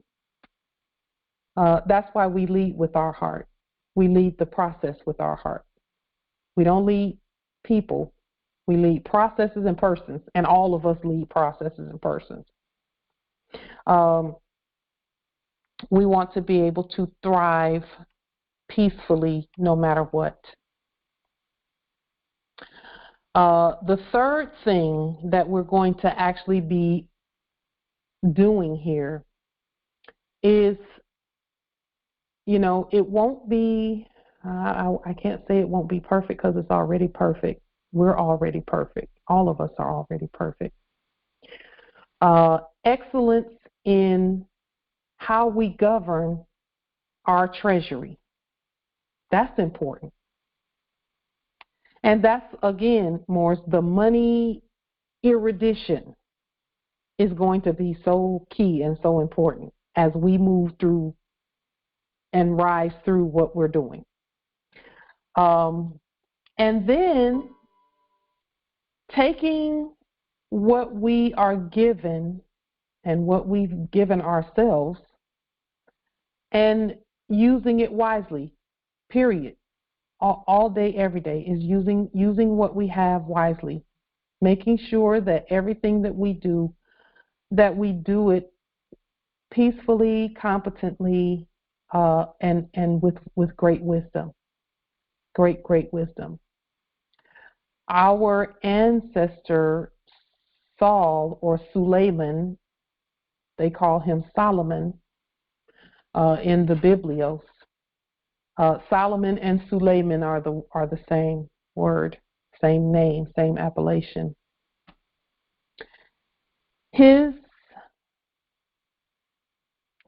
So our empire grew exponentially under his governance, even more so than it did under his father David's governance. And David had the keys to the kingdom and to the government, but he could not grow the government the way Suleiman or Solomon did because of the war energy. Our ancestors said, David, you've done great. He overtook cities. He did a whole lot. But because of the war energy, he could not build the temple. He couldn't go any further. He had to stop at a certain point because war energy cannot come into this new era. So again, as we're doing what we're doing, we're making things better for us and for our heirs and for everyone who comes to our land. Okay? Which means everyone at Earth. So we're just going to take it again step by step, and we're going to just move forth in this manner.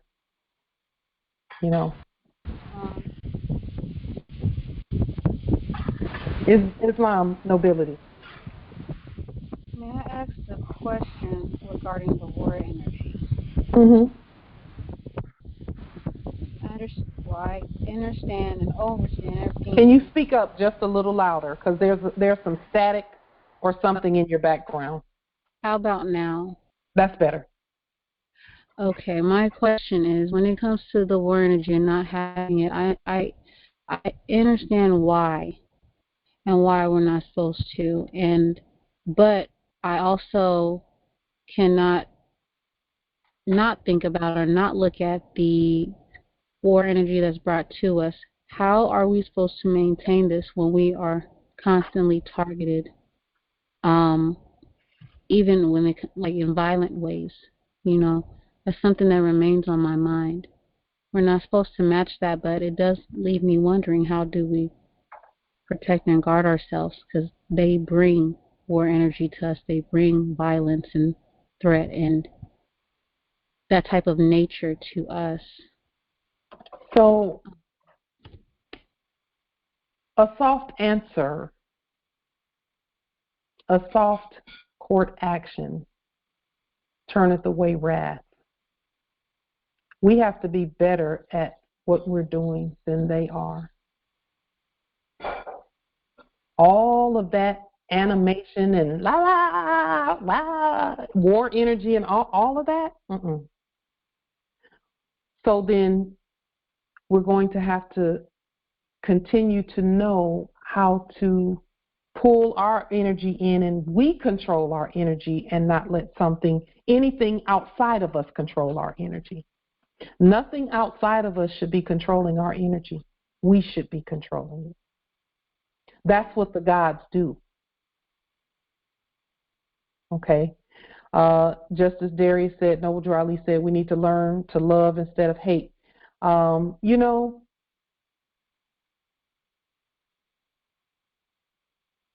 Calm, keeping calm, and not letting the programmed feelings from the last era govern what we do. Our feelings don't govern us, we govern our feelings. So somebody coming to you, if I come to you with a big bag of cow manure, you don't have to take the bag. You can say, nope, I'm not taking that, and walk away. Or you can go to blows and things, and the bag get torn and manure go everywhere, and it just be a big mess. I give you all I show and share examples of how to do that when those modern, when those court jesters that energy comes into this meeting. That's how you handle it. They want to war by going back and forth. They would love for me to talk back to them for about an hour and a half. You know how much energy and life they would get if we just wasted our whole time talking to them, trying to answer for a capital, which is against the Fifth Amendment.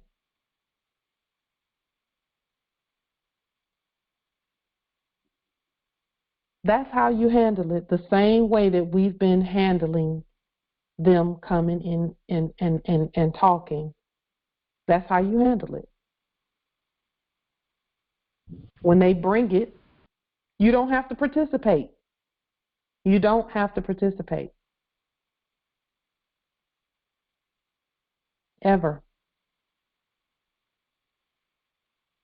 I mean, we do you know how much time we would have wasted?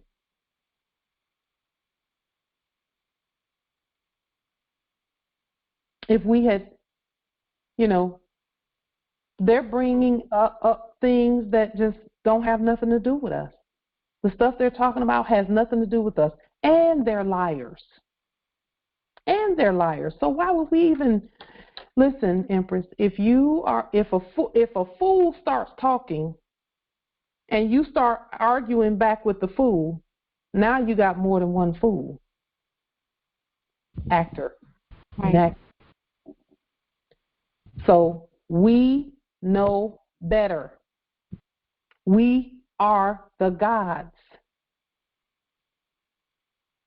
And the same way that we handle it here, which is complete ignore,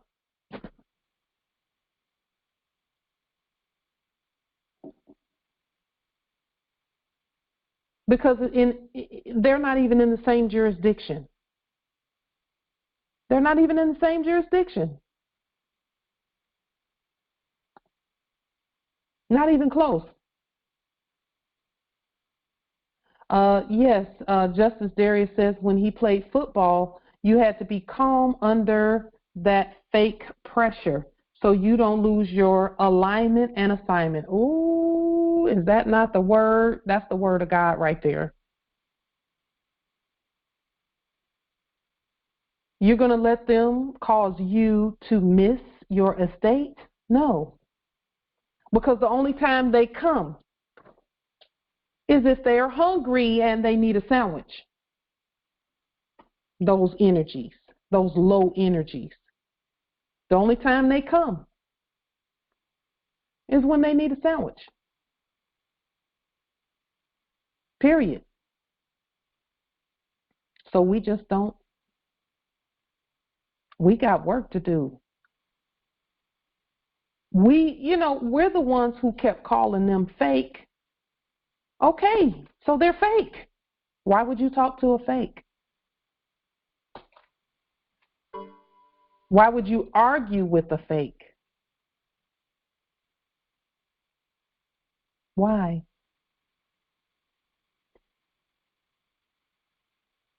Period.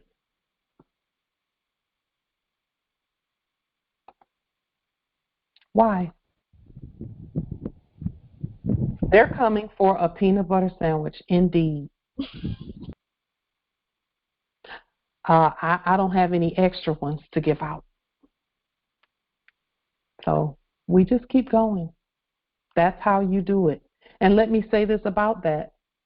When you do that, that energy doesn't have any power over you any longer.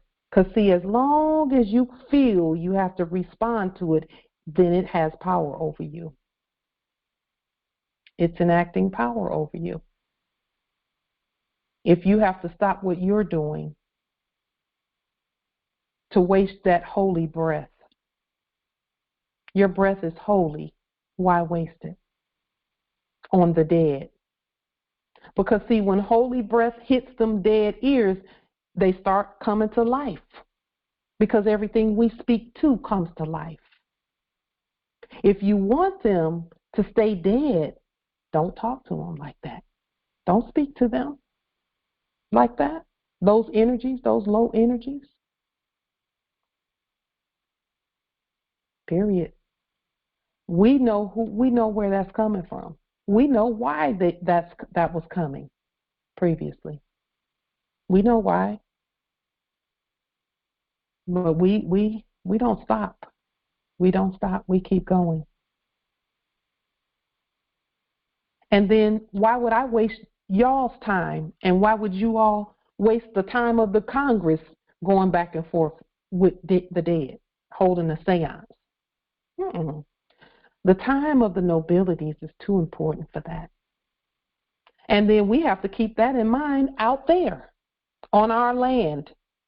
Because what does it look like when the nobility comes down off their throne and arguing with folk? And warring.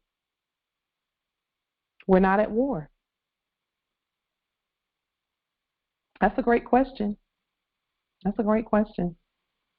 Because, see, I don't see them as coming with war energy and all of that. I see them as subjects doing a job. That's what they were doing. They're actors. If they could have stopped us any other way, do you think we would be here? We wouldn't if they could stop us, but obviously they can't. Because we're here. So we must be the God. Always remember, I, self, law, am master. Always remember that. You're the master of your feelings, what you do, and that's why we don't do feelings and beliefs. Anything that can elicit a strong feeling from you, look at it before you say or do anything. Anything that can cause a feeling, even if it's great joy, just take a minute and look at it for a minute. Because sometimes people can use flattery, and not people, but lower energies will use flattery to distract you while they over here doing stuff. You know,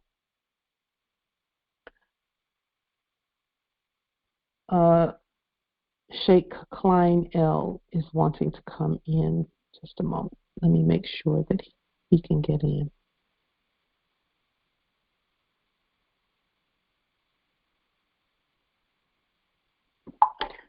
So, anything, always take a look at anything that causes a high level of emotion. Always look at it for what it is.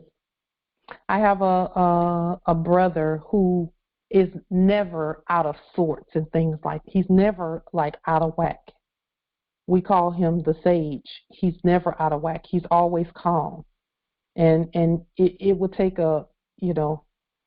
but about a few weeks ago, he was telling me about how, as he was demonstrating, there was a certain amount of vexation that came over him. Vexation. He said that he knew then, by how angry he felt, he knew then that it was a psychological operation to make him angry, so to throw him off. That's the kind of wisdom we have to have.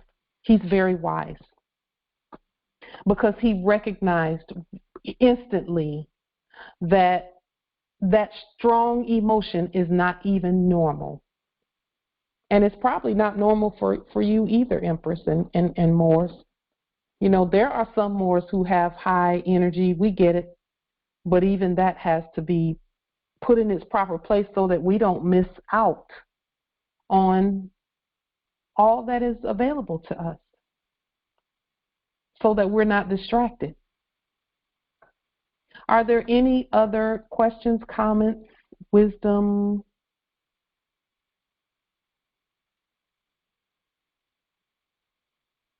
Those who've played sports know what I'm talking about.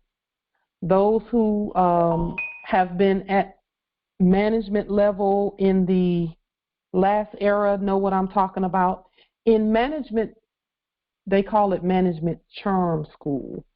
They didn't even call it training. They called it charm school. How to be a good manager, you are taught that emotion, you don't even bring it. You don't even bring it to work unless you're leading with your heart. Unless you're leading with your heart. And when you're leading with your heart, you won't respond to high anger and things like that with anything that is inappropriate.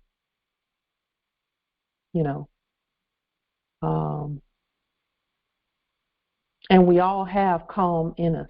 We all have peace in us because we are peace. That's a great question. We can't. I'm a Leo, and I can't even use that as an excuse to be popping off all day, because that's not how I govern. That's not what government looks like to me. If I saw somebody popping off at people all day, every day, and just getting smart and sass mouthing all the time, I would be like, okay, that's not my government. But we are the best examples of how to govern. All of us.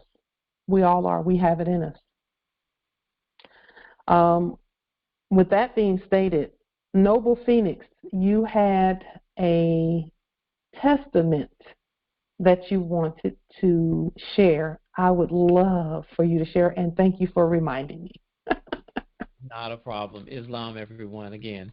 A very dear sister of mine who was used.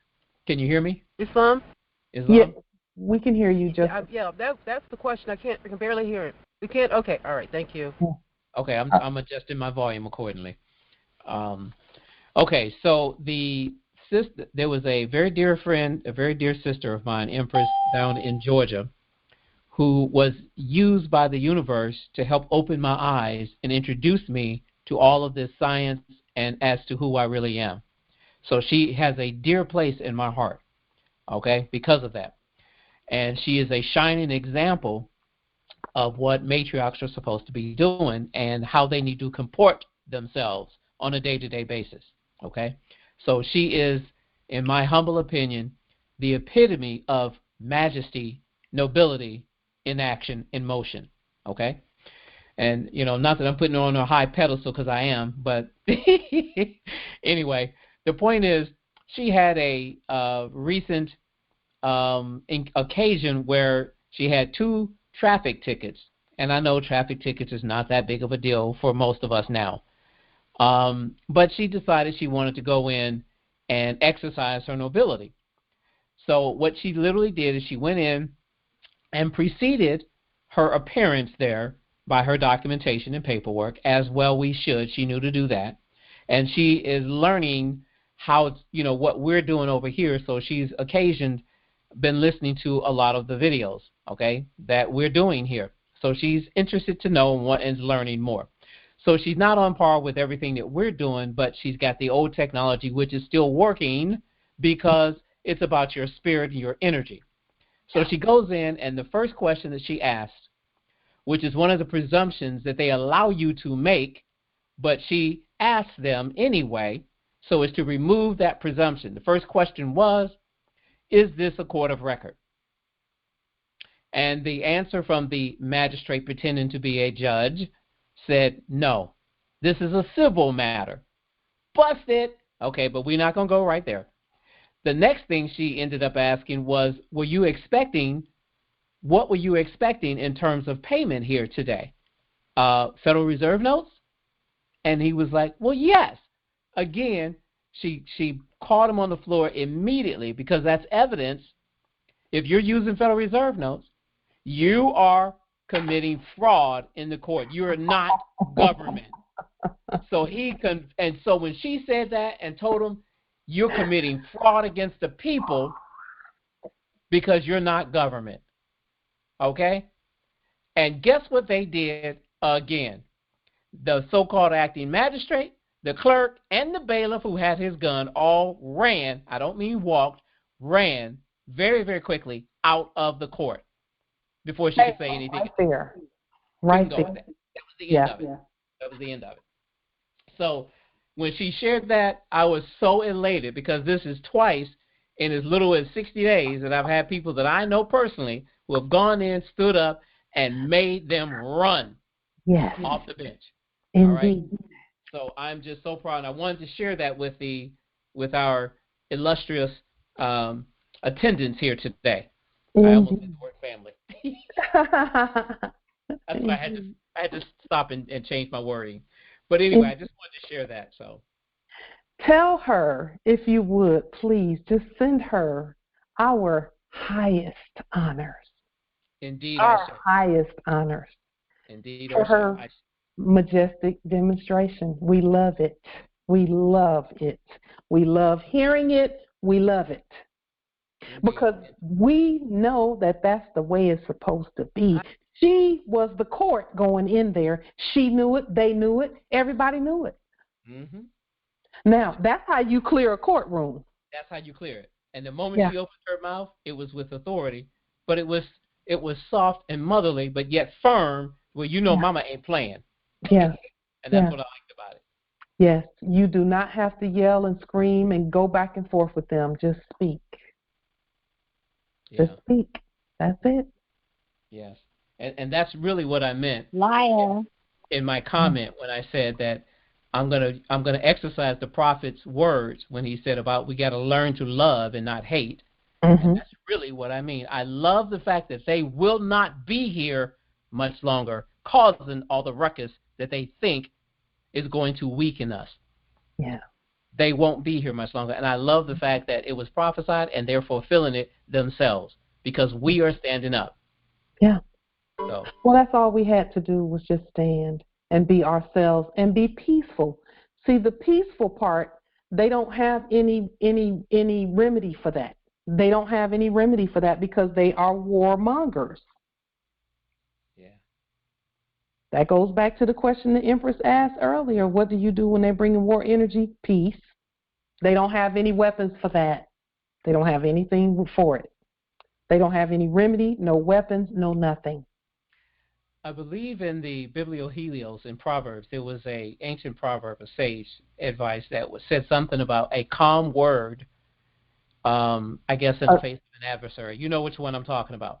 A soft answer turneth away wrath. Yes, that's the one. That's the one. Mm-hmm. And so and I think another translation said it brings and it puts coals of fire on their head.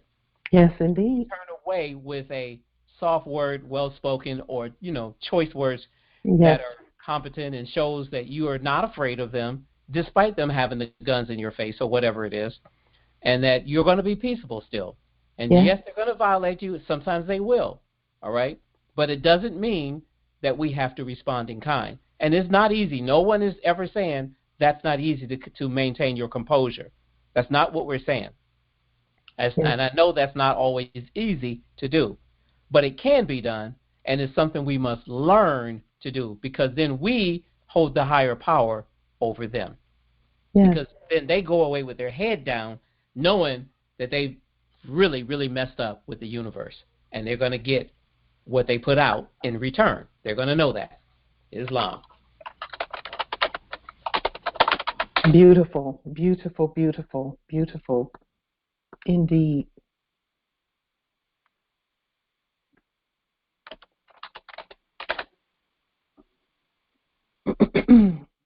I wanted to show you something on with regard to who we are and our energies. So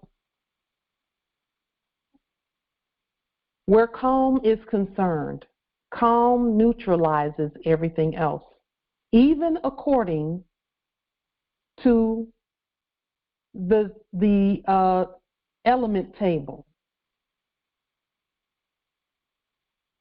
The element chart has what they call noble gases.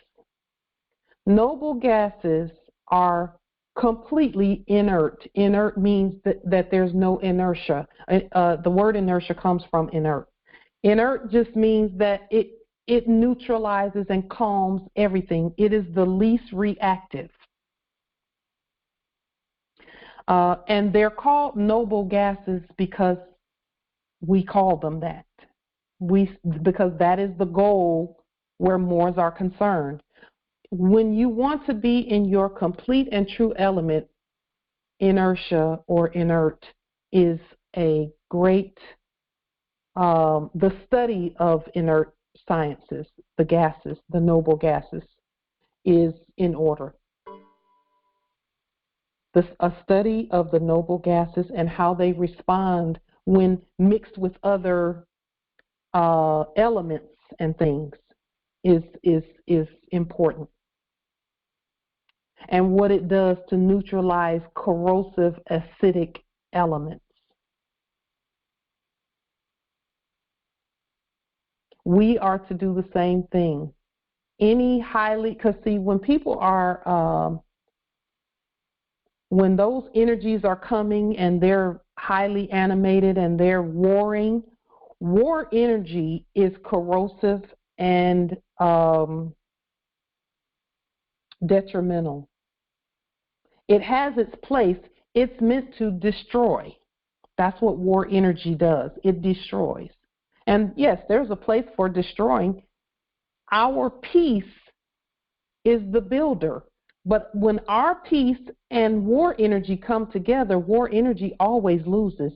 Our peace will always override it because it is the noble gases are highly abundant in our system at the time and manifesting. Those noble gases, and they're within us already. It causes our minds to be clearer when we're peaceful. It causes our hearts and our blood pressure and everything to work at maximum efficiency. Islam. And it's amazing that I took on Noble Phoenix as my new appellation. Yeah.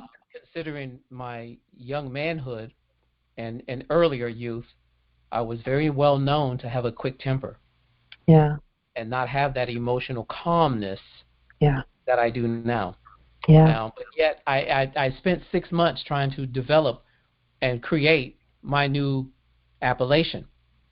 And it came to me that I would use part of what my mother gave me, which was Mikael, which is the correct way to say Michael. It was actually Mikael, all right? And yet my title of nobility is included in there. My godhood is included in there. And my resurrection, or coming back after burning all my old bridges, is represented in the phoenix. And then you add some nobility of calmness in there. I think I kind of wrapped it up, showing that that's a whole new person, a whole new man, rather, that has been developed through going through the experiences of what we've done, okay, and coming back to life. So that's profound, and I'm glad you shared that. I did not know about the noble gases being inert. So that's powerful. That's good to know that. I didn't know that. So thank you, Islam. Yep, indeed, Islam. You know, that's part of our sciences as well.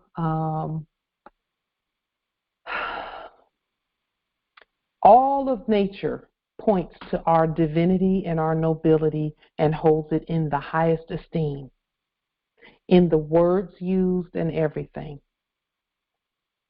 With that being stated, are there any other questions, comments, wisdom?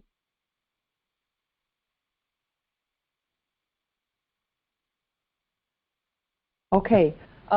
Is everyone comfortable or in agreement with this flyer? It says the same things that we talked about previously in our last meeting. Is everyone okay with this going on the public record as the flyer? You know, the way what we pass out to publish our public work that we're doing. Islam nobility. I agree that it is. Thank you, Islam. Thank you so much, nobility, for putting that on the public record. Islam, it's good. I agree. Islam. Thank you, nobility. Islam.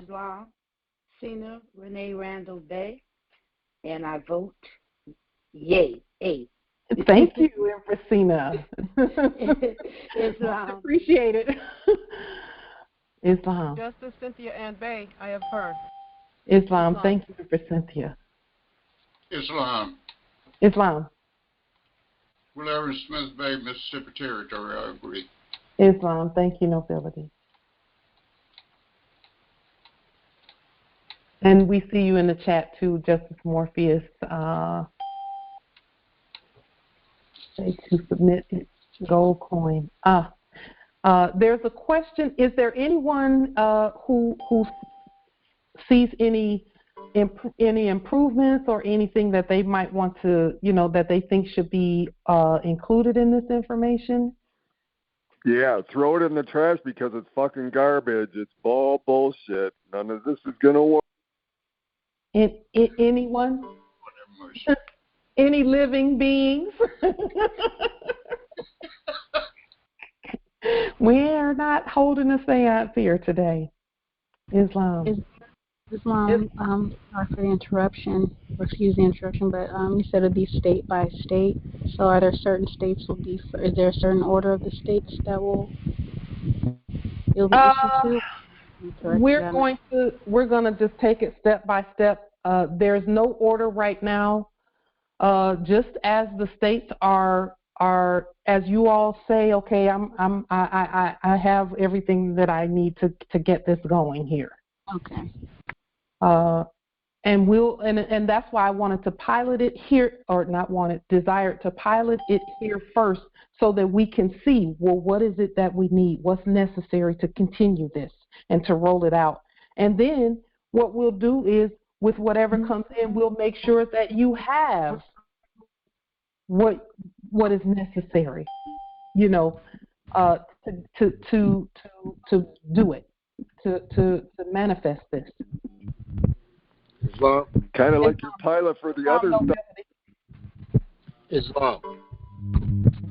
This is Justice Malik Bay, Illinois Territories. I just happen to be doing a little research on delarium, and I saw that it it's on the elements chart, number 841 on the elements chart. And I don't know if any other Moors have seen that, but the word delarium actually means United States dollar in Latin. So I think if it may help other Moors, they have an illustration on the internet where you can look and see where it has delarium, and then right next to it, it has the United States dollar. So where is that? Where did you see it? Do you have a link? Yeah, well, I was just Googled delarium, and it's I scrolled down a little bit, and it's Wikipedia somewhere. They have it on the elements chart, number 841, and it says United States dollar. I think that would be very helpful for all of us to take a look at that because it's, it puts us right on point with everything. I wish I could share it. How come Pauline never tries to use delarium herself? Why doesn't Pauline go to Walmart and try and use delarium so she can... Let's see. I'll see if I can find it. Justice Malik, 841. Yeah. On the... You said it was an element table or element chart? Element chart, yeah, and it was another number on there too, number 28. Yeah, there it is. Oh wow! What? There it is. And if you click on that link, it'll show you the picture of a $100 bill right next to that delarium. Whoa! Some other... I've never seen this before. I just wanted to bring that to everyone's attention. Thank you, Justice Malik. Is that Justice Malik or Justice Travis? Justice Travis. Justice Malik. Justice Malik. Thank you, Justice Malik. Wow. Very interesting how that popped up there. I've never seen that before. Click on it and look into it a little more. You might find a little more information. I mean, that's just, if you scroll down a little further, it might come up again, and then just click on the link. And then 841 equals 13.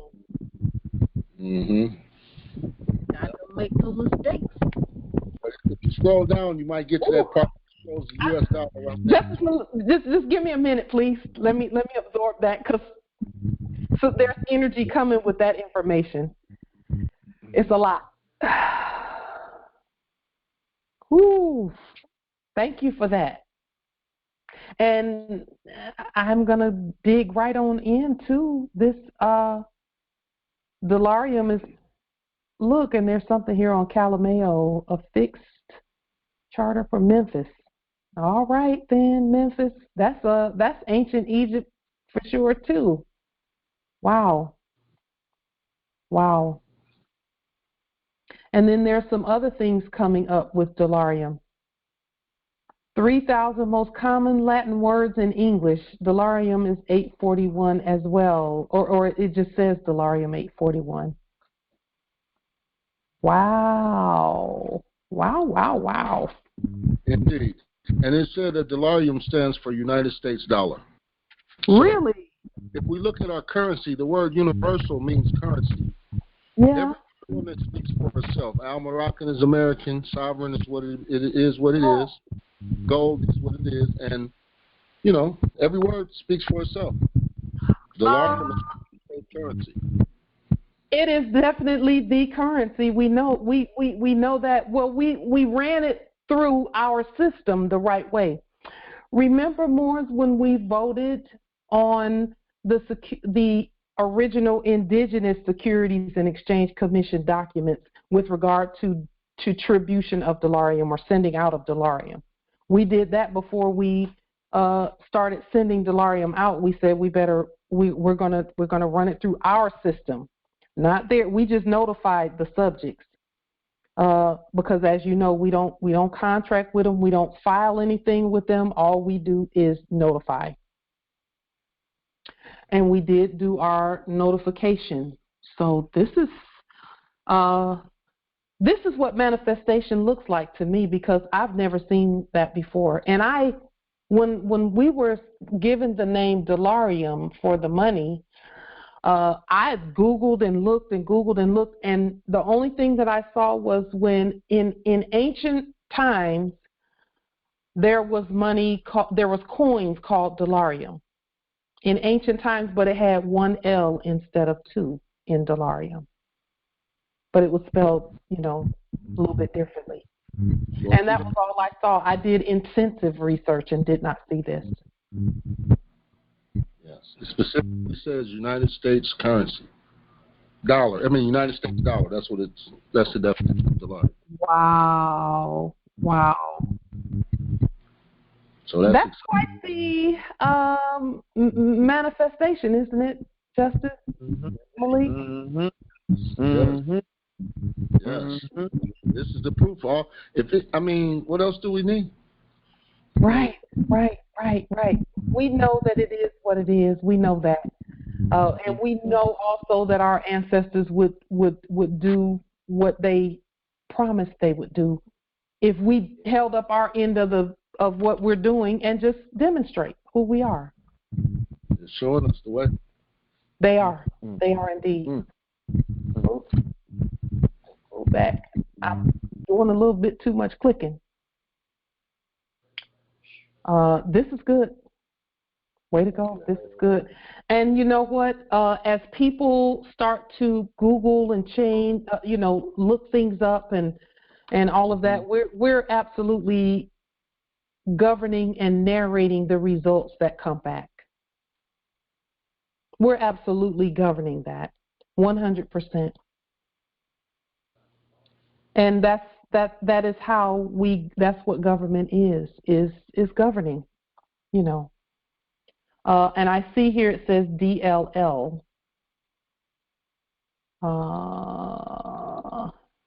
which is good. That's a good, it's a good acronym, I guess, or whatever. But we will always see DLL is probably going to be the way the system does some things. But I would encourage all Moors to spell it out whenever you're talking about your money. Spell it out, So this is good. 10, 11, 12, 13. Islam. And we're going to be watching this also. It says about 1,400 results. We're going to be watching to see that number go up. The same way Moorish nationality and Moors has gone up. Again, we are governing our own narrative. We get to say who we are, what we use, everything belongs to us, and we know it. So let's keep going, Moors. Are there any, thank you, Justice Malik, so much. Are there any other questions, comments, wisdom from this great, grand, hyper-manifesting Congress? Because y'all some manifesting sovereigns.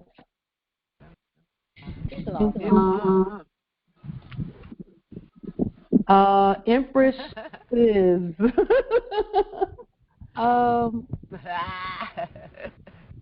I just have a request. Whoever would like to speak to say something can go ahead. Mine can wait.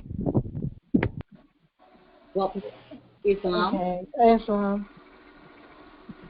I'm not quite sure what the Empress just said. I was saying you can go ahead and speak. I can save mine for the last right before we conclude. Okay, I'm sitting here and I'm going back to the beginning maybe, but in the beginning the three statements that we all said together, and the one that are you hearing me? The three statements, Empress? Oh, okay, you are hearing me. Okay, we're so glad. Yeah. And I was speaking with my sister yesterday, and just that statement where we don't need any help. Mm-hmm. We don't need any assistance. Yeah. And with my experience with the prisoner of war camp a few weeks back, I had when they took me, they left, my house was wide open. Mm-hmm. Stop touching your sovereign! Stop touching your sovereign! Stop touching your sovereign! Just a moment. Anyway. Go ahead. So I managed to actually use my own phone to make a phone call to request that somebody go and a neighbor close my house. And from this, there were people who decided that I needed their help. Yes, yes. But their help was not help for my benefit. And that statement, because one of the things I've realized, if people do not, well, they're persons actually, but they do not understand nor overstand nor understand what it is you're doing, who you are, your status, your state, or any of those, they don't understand or overstand your state of mind. And they actually can be detrimental because people came in to literally assist me in getting out of there, but put me into another form of prisoner of war camp, a mental institution. Yeah. So it's just that we don't need to be rescued in any way, shape, or form. And I mean, I knew this, but it's just that first statement is very profound and powerful and resonating on such a powerful way for me at this point in time. That no, we don't, neither from those who overstand or are standing with us, but certainly not from those who are still sleeping. Yeah. So I just wanted to share that, and then also the peace thing.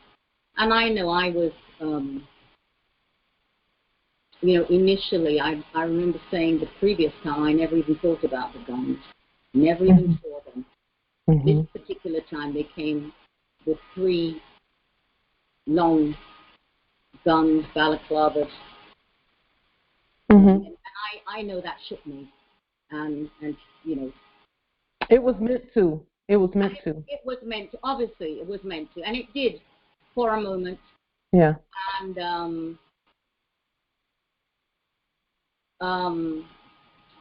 and then, after everything that they did, which, as I said, stripped and all of those other things, and I was doing the court action again, and they pepper sprayed me.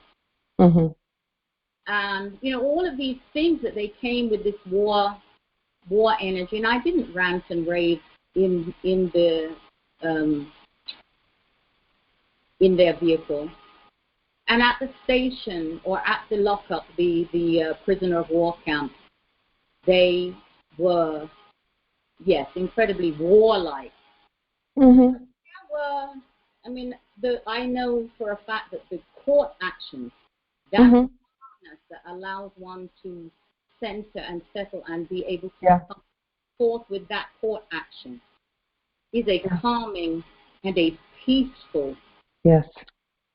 It is a peaceful action, and it is love, because it's loving of my own self, and it also allows one to be able to put out to the belligerents something that is peaceful, and it also does diffuse them. And then they were quite vindictive and malicious. That's war energy. But there were times in there where I would do a court action and literally sing. I called it rejoicing. Bringing an energy into that filthy. That's what the court actions do that. They do. They center us. They do. I am telling you, they absolutely do. And then when I did those, and I'm telling you, to a fault, they acquiesced, they responded with their names and their nationalities. Yes.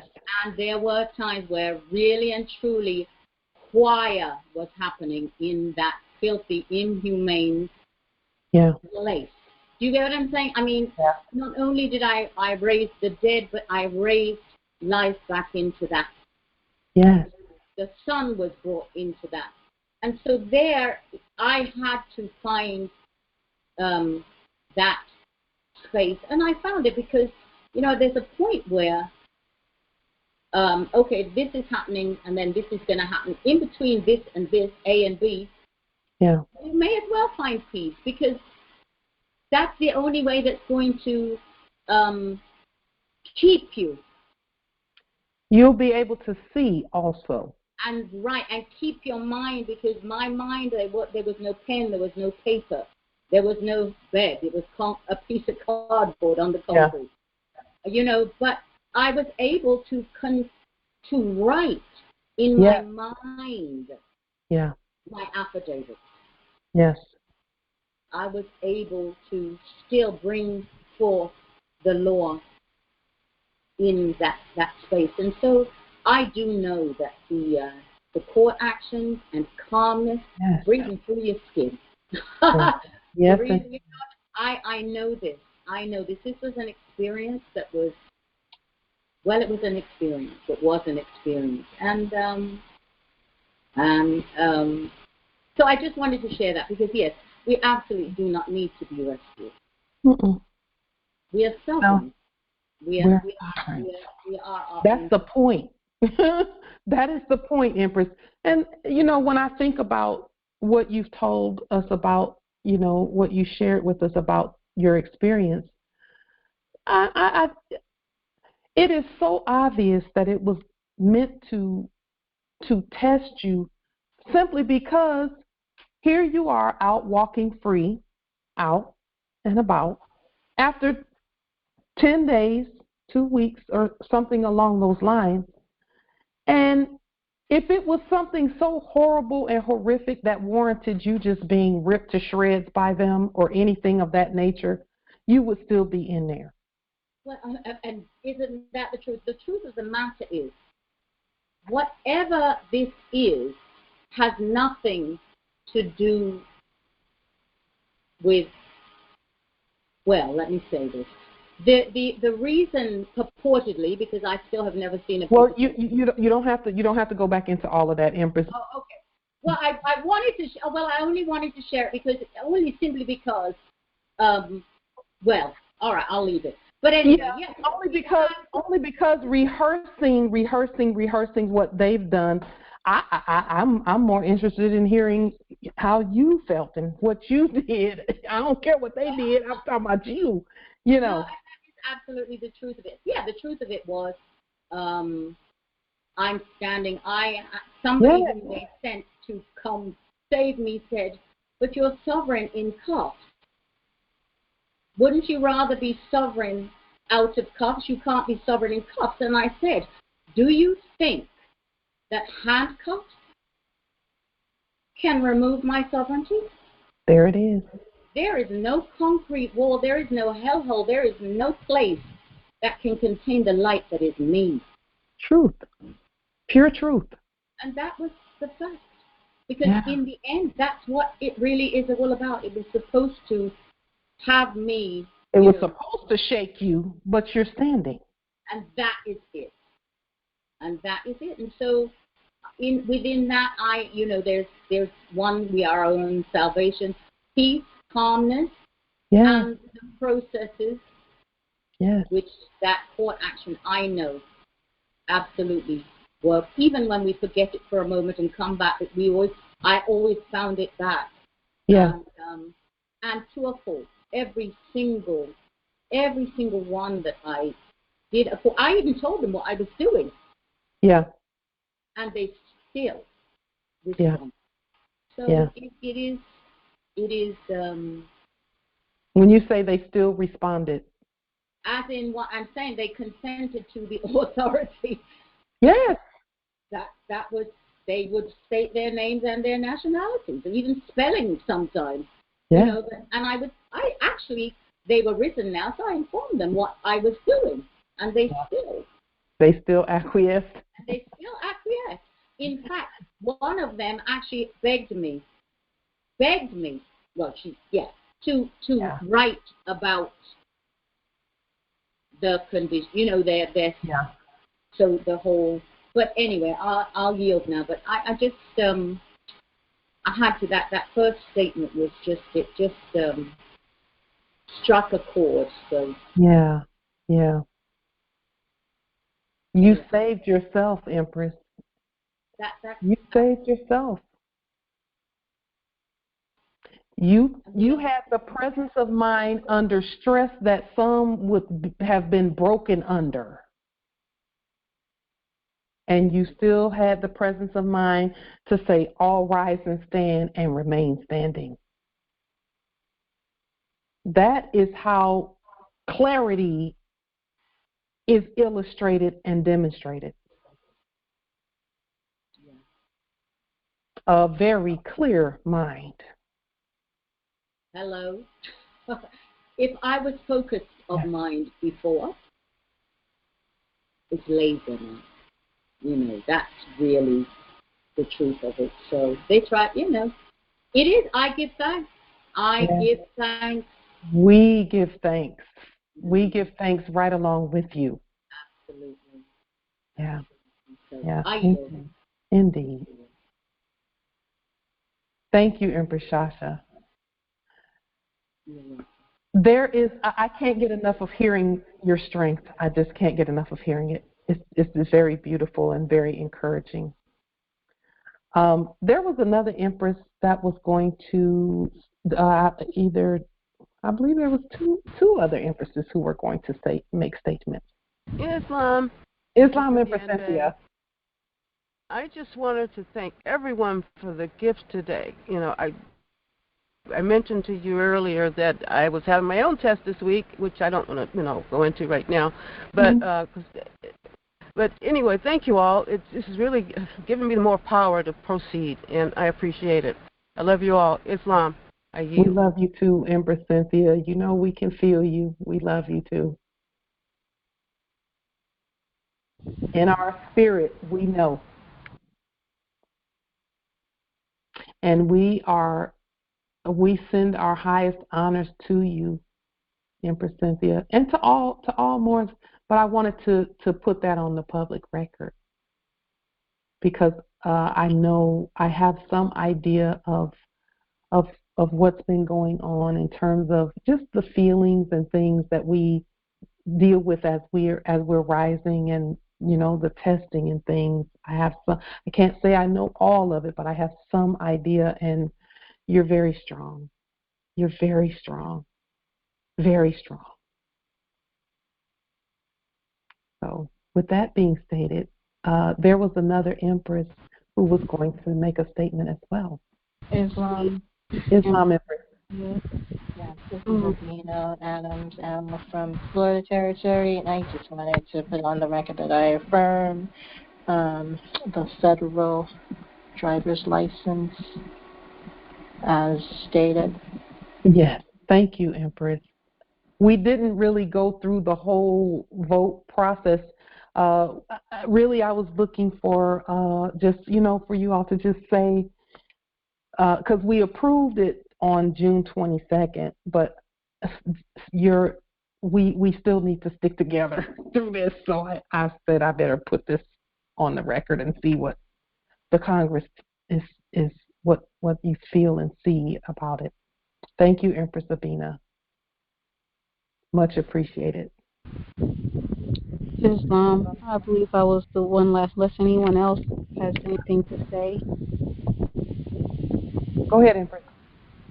Well, I was just going to ask that if a little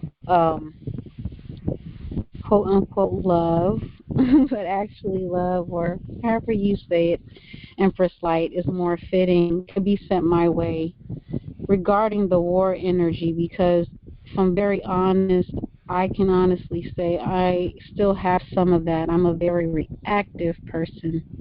I always have been. Just my background and everything, and it's something that I have been desperately trying to work on. So some energy, peace energy, that's what you call it. Peace energy can just be sent my way from this wonderful assembly. I would so much appreciate it, just for my edification and my growth. You know, I could really use it. That's all I really wanted to ask for. And Empress Shasha, your strength really, really does something for me, especially because of what I wrote in the chat. Like, you are so, one thing that those others always talk about is how little you are. And when you said there were 9 at your door and everything they put you through, I'm like, why she's so little? She's so small. Why would they put her through that? They are terrified of you. And that strengthens me, because just to hear how you speak, you didn't come back with a shaky voice. You didn't come back shivering. You didn't come back weak. You came back stronger. You came back with a even higher ferocity than when the first. And I know I'm new to this assembly, but you didn't come back weak at all, and that just empowers me so much. It shows me if you can go through that, and you not only survive that. Survive is an understatement. You know, you can ascend from that. Like, that says a lot to me. So I haven't met you in person, but you're one of the strongest people I know. And I look at your example all the time. I look at your examples like, I don't even know the examples of everyone on here, but I know everyone on here has a story, and everyone on here has a strength that they've had to see within themselves. But I speak to yours, Empress Shasha, because yours is the most recent from what I know. Yeah. And just your size and stature always stand out to me, because that's something that was always brought up.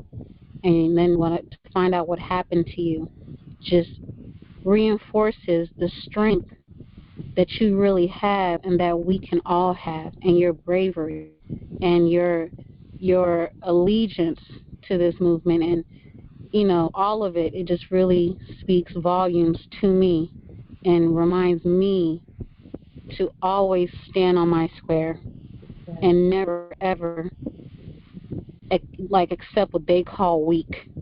So I thank you for sharing your story and not being afraid or embarrassed to share with us, because it really does something for me, and I just personally wanted you to know that. And I thank you. I thank you, and I will say that I am you. You know, that is the truth of it. I am you. Yeah. And we all are mirrors of each other. And listen, peace. Remember, we are the scales. Yeah. Must have a balance of the two. I am war as well as I am peace. You get what I'm saying? Because we have to have the dark with the light. We have to have the opposite, but we must be in balance. Yeah. And I'm able to transmute that fire into the process. Yeah. That into the remedy. Action, into the remedy, because that is it. And that is, you know, what it means to hold the ship steady. There's a storm. You know, don't be afraid of the wind. Yeah. Don't be afraid of the storm, because the storm shall pass. The wind will pass. Yeah. How am I going to handle that ship that I hold and that I am? You know, if I stay open and stay true and stay grounded, it's the foot on the ground, and breathe. Yeah. The holy breath, the spirit, I will do what needs to be done. And I'm little bit, we have a saying here, we little but we talawa. And obviously I recognize that this little big lady, little big woman, nobody, you know, a few people are shit scared. But it's all good. And again, I'm just going to say, Malaya, Empress, you are me. I am you. Yeah, indeed. I received that. Ashe. Beautifully stated. Empress Shah says people are going to be stating your appellation many years from now. Islam and many and let me finish that with everyone on this in this Congress or who is standing. If you've ever said to even one person that you are a Moor and you're not black, your appellation, because see, by the time all of this is, your appellation is going to be spoken for many years. I venture to say hundreds of years from now, because we're here doing this work, but I can see in my spiritual eye the effect that it's having on the entire planet. The entire planet. So, yeah. But we have to be willing to stand and be tested even, and go through a few things even. And in particular, the matriarchs. Because see, governing is not for the weak. Governing is not for the weak. Governing resources that are limitless, that are without limit, that's not for the weak. Islam, nobility. Islam, to the Empress and the Emperors and Empress on the line. When we start to go through some of these tests by the system, especially Speak up just a little bit, nobility, because it gets hard to hear sometimes. Yeah, especially some of those stuff like being charged by the police and going to court. It seems like everything all lost. Is not. It's just a step for you to really demonstrate and state your identity, who you really are. Yes. It's a state of being, we call it a winning state, when you declare your nationality and you take yourself off the corporation and you do it within the court system, within their eye is legal. And no matter what they are doing, it's just commerce. It's not law. It's just commerce. And only if you say it's commerce, you realize that they have nothing on you. All you have to learn to do is, once you create your appellation of who you is, anything they give you, you turn it into a credit invoice, creditor invoice, because you are the creditor. Every charge sheet is a creditor invoice, and you put a price on it, because your name is on it, your estate is on it. So if they're going to use the estate, you're the trustee and the CEO for your estate. So you can take that charge sheet or the screening sheet, whatever they give you, and you can make that a creditor invoice, because you are the creditor. And that's the same way with the Bitcoin, with it, what it's called, a bit bond, payment bond, security bond, credit bond, whatever they wanted, all that stuff. And you can use that, all those stuff, you can use it to create money. So it's not a loss, it's not a charge. You are not a criminal. It's just commerce. Islam. Islam.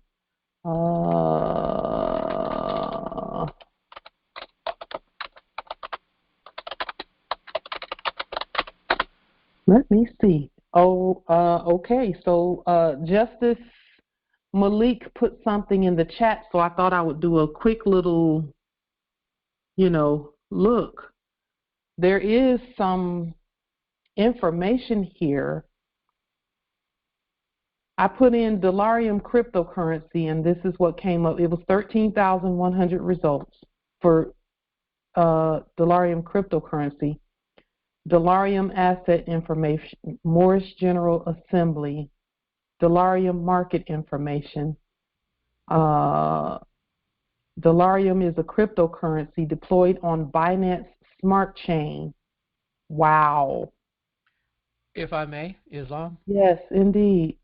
I can give you some insight on that. Sure. The Moorish General Assembly I was a part of, I was the treasurer for that. Okay. We created that as part of the World Credit Union, okay? And the idea was we were going to take delarium, because this was right after we introduced the delarium by affidavit back in 2018-19. In 2020, this was all put together. I discovered the World Credit Union, and myself and several other Moors were on the council that developed, this. We didn't know how to do that, but the brother who started the World Credit Union knows that technology inside and out.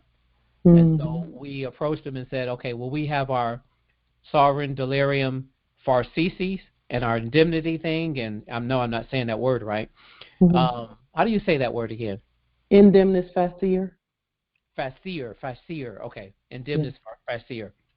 So that was a part of it. And when I presented the documents, the brother was like, this looks good. This is what we're supposed to do as sovereigns. And kudos. So we set that up. We put into circulation in the cryptocurrency world 999 trillion for the empire. It is still available. It's still there. Okay. And it's trading not by Bitcoin and not governed by Bitcoin, because it's not even on the same platform, which is good for us, because Bitcoin rather is the corporate structure, the corporation. This was to be de jure, and it was always meant to stay separate from them. So the idea was we were going to utilize that to create our own cards, issue our own cards, and we're going to have our own cryptocurrency as credit. Because you got to realize that the credit cards, Visa cards, debit cards that they have, the system doesn't recognize a dollar bill from a ruble, from a dinar, from anything else. It's, do you have the credit or don't you? Is the funds in your account? Right. So the idea was, and it still is, but there's been some developments that have slowed things down. Myself being locked up for a period of time put a halt to some things and allowed some things to be exposed that needed to be fixed. Okay? I don't know what's going on with it because I haven't kept up since I returned.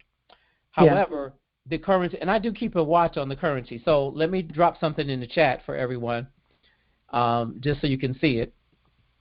A little bit more detail. And this is where it's actually housed, and you can get a little bit more information. So now that's the delarium asset information. It shows you that the total supply is 999 trillion. Okay? The actual market value is 2.897 quadrillion, or whatever that is after right here, total supply. Yeah. The market cap, it shows what that is. Okay? And so far, we've only pulled out about $1 trillion of that, and that first $1 trillion was going to be used in the credit union to set up those wallets so that we could connect people's cards to their wallet and dispense the currency to all the heirs. That was our idea. Okay? So that's still part of our inheritance. That's still part of our, and it wasn't for me. It wasn't for, the few of us that were involved in it. It was for all of us. Okay?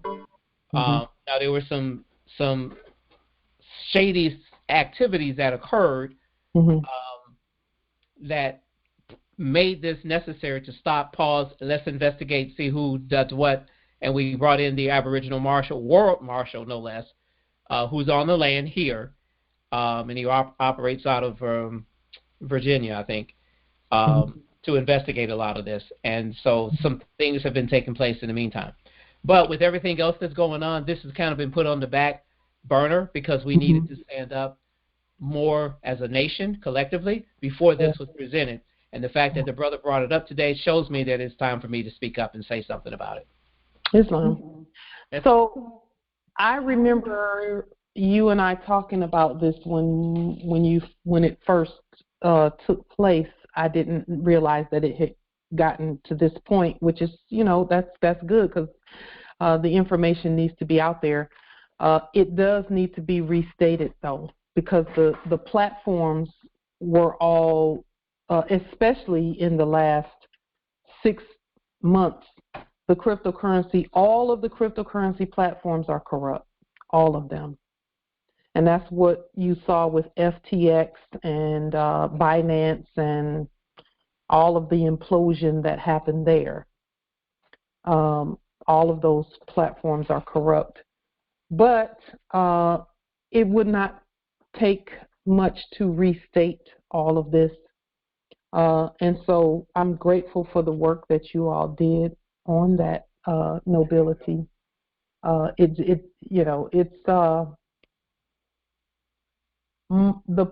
My point in stating this is that delarium absolutely does do exactly what we stated that it does. It is our money. And we're seeing, listen, if we're seeing this right now in terms of delarium, what about a year from now? What will we be seeing then? Because, see, I will say this, that just like the ancestors, they made it very clear to me that once we released delarium out, they said that the Moors themselves would push it. And that is exactly what has happened in just earthwide, at other territories, on other lands. We've gotten information about delarium popping up everywhere. And so we're just going to keep moving forward with it.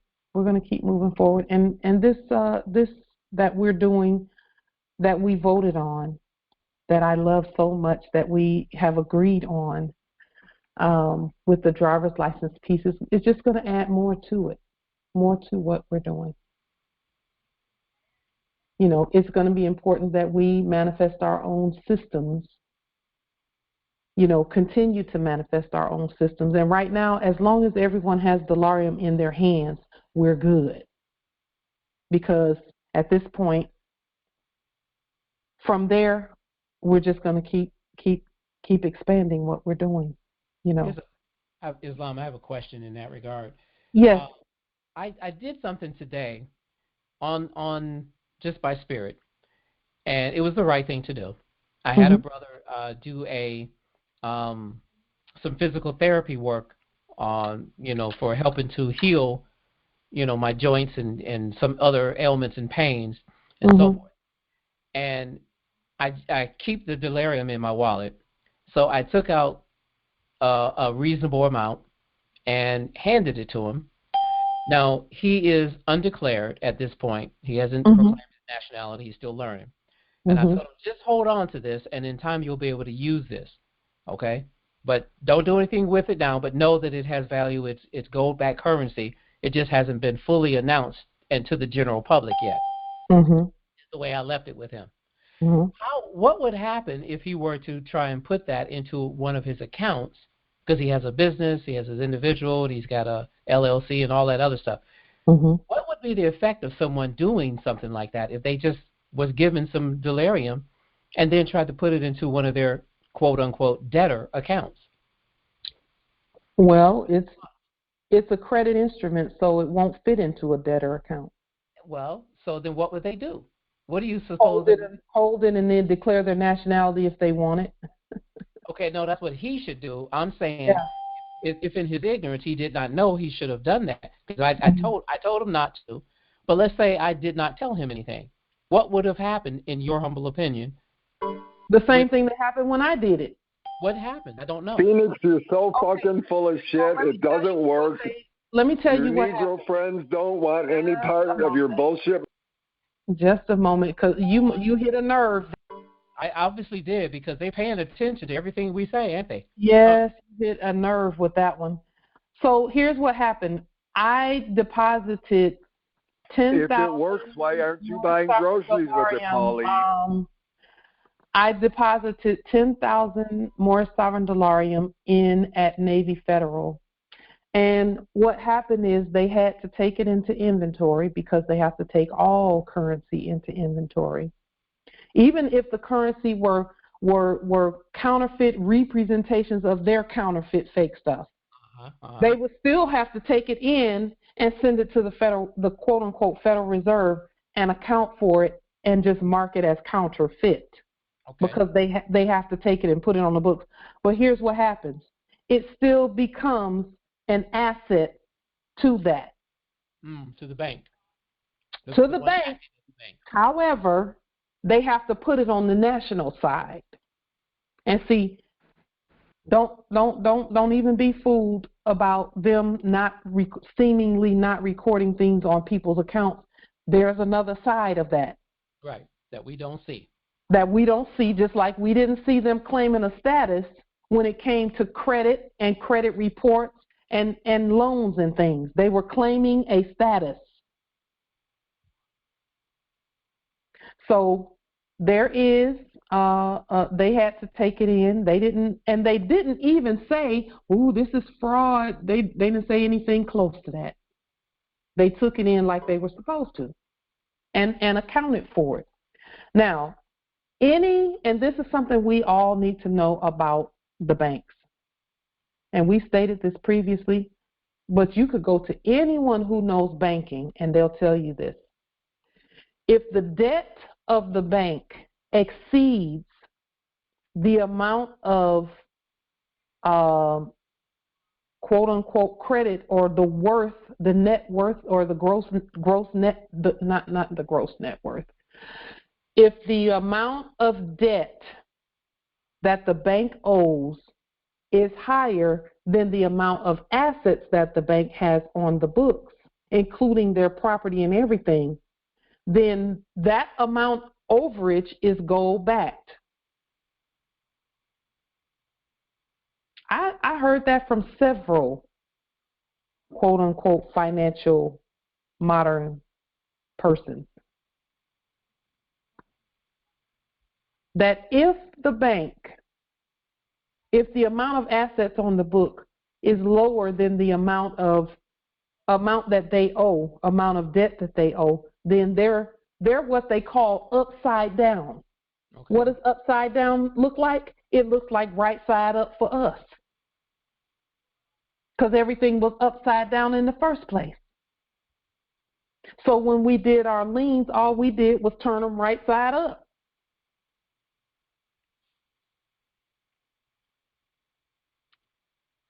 I just love banking. I love finance. It's a beautiful science. I do want to ask you another question. Indeed. Semi-related to this. When we do our UCC liens, the universal commercial liens, correction. All right. I don't know if that's who that is. It's Tony Smith L. Bay rather. But when we do those universal commercial liens and send them to Muriel Browser via email, there's no indication that those are actually being recorded that I have been able to find so far. And the information on the website indicates if it's not going through their system, they're discarding them. Okay? Because I went and I was trying to look up the old filing that I did myself, as well as another one that I did for my son. Of course, nothing showed up. Now, I have the evidence in my son's case for what I sent to them, how I sent it, certified, and I did an express mail package to them. So I know it was delivered to them. What can you share with us in that regard? Okay. So when you did the lien, had you terminated all corporate contracts?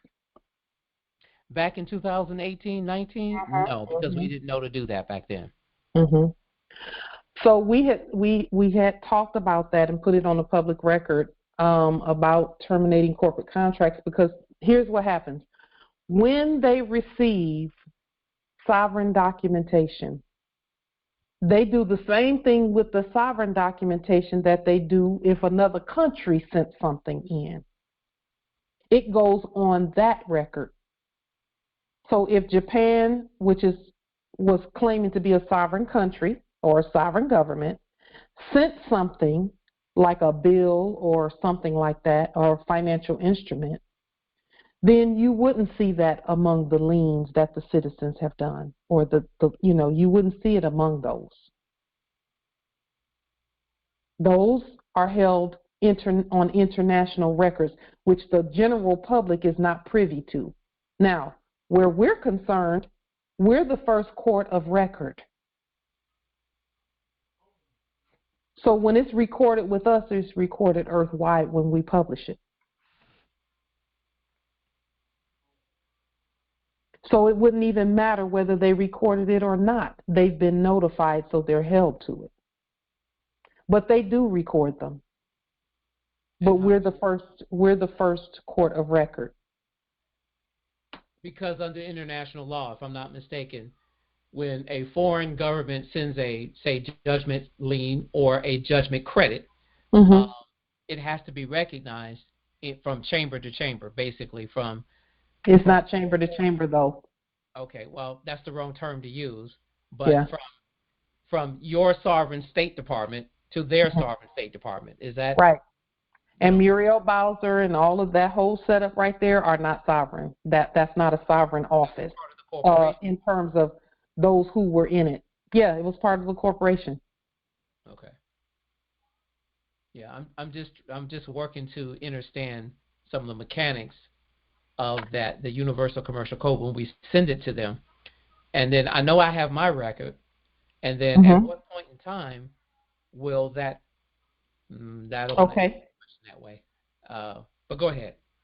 So in the uniform commercial codes, and we've restated them as universal commercial codes, there's something called perfection by control.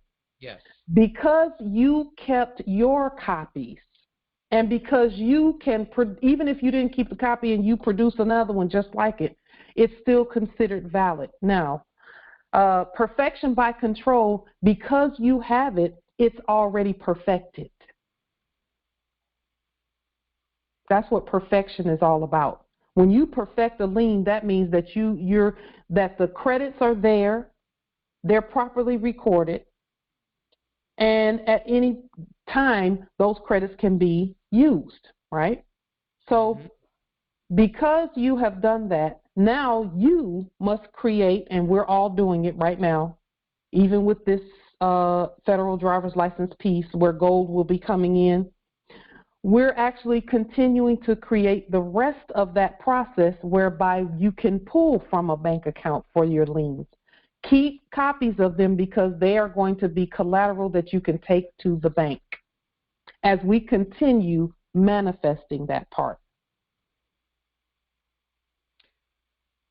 And speaking on the bank piece, am I correct in my understanding that if you had an existing account that you opened prior to your awakening in your sleep status, that account needs to be, as we say, restated, notice sent to them, and that you basically close down the account as a debtor and reopen it or restate it as a creditor. Is that correct? Yes, and creditors keep their own records. First and foremost, they keep their own records, and not only do they keep their own records, but they send out notification and keep track of that. See, when this is the job of the creditor is to maintain the records of the creditor and then publish them.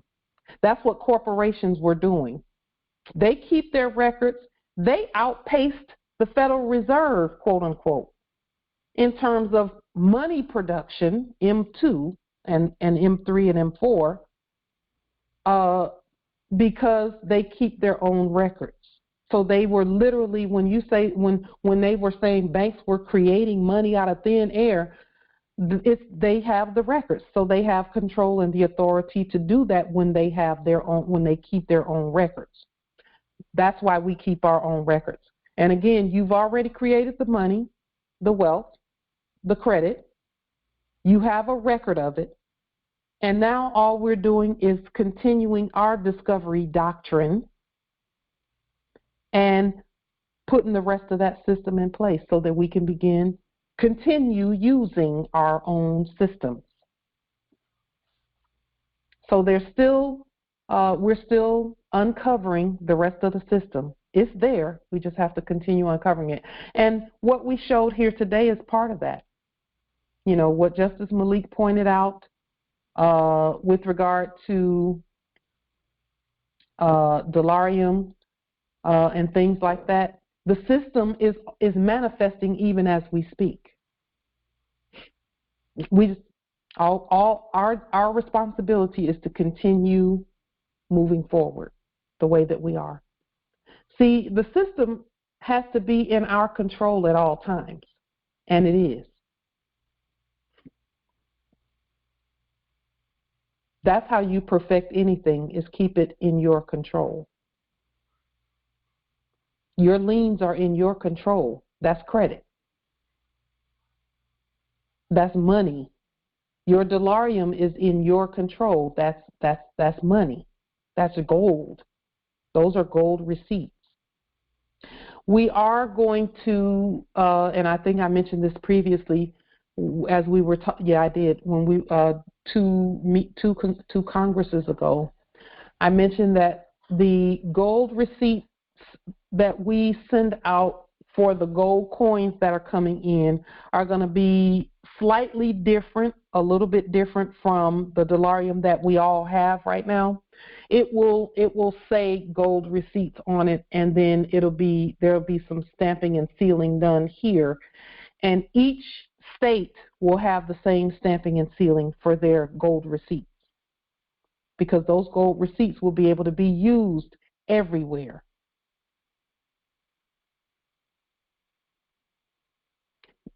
Delarium is manifesting.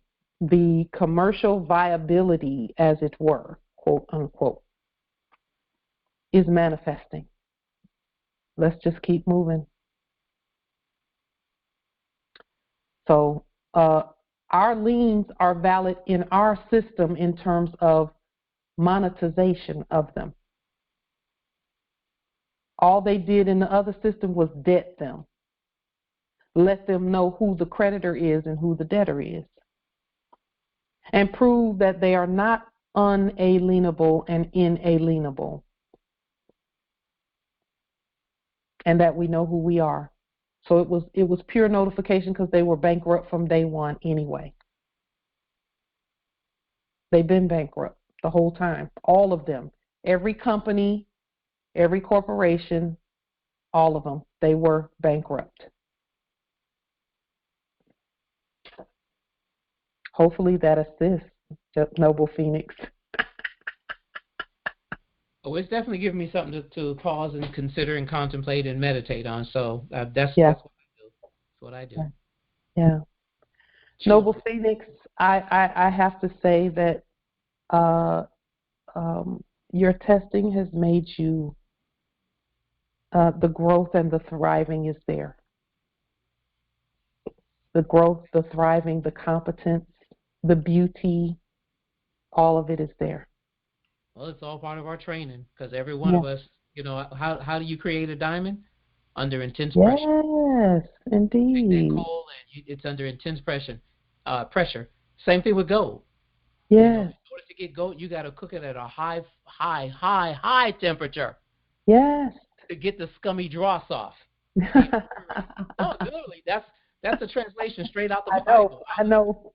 Okay, the scummy dross. So you know what I was talking about. Yeah. Some others may not, but yeah, that's how you get the impurities out. You cook it at such a high temperature, the impurities can't stand up to it, and all you get is the pure essence, the gold, the goodness. Yes. And that's what the trials have done for me, you know. Yes, it's evident, very evident. It's a very beautiful process. Yeah, it's painful at first. Yes, I know. Yep, I know. Yeah. But you know, we get through it, and you become a better, whatever it is that you desire to be, better. Sovereign, noble, ancient. Yes. God. Yes, that's it. All of the above. I accept all of those titles and more. Indeed. Because I wear. You know, it's funny you say that, because I was sharing with someone who was somewhat whining about, well, they didn't do this and they didn't do that. And I reminded him, I said, brothers, let me just stop you. Stop looking outside yourself. Yes.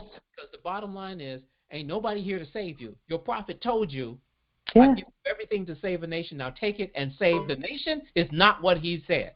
He said, take it and save yourself.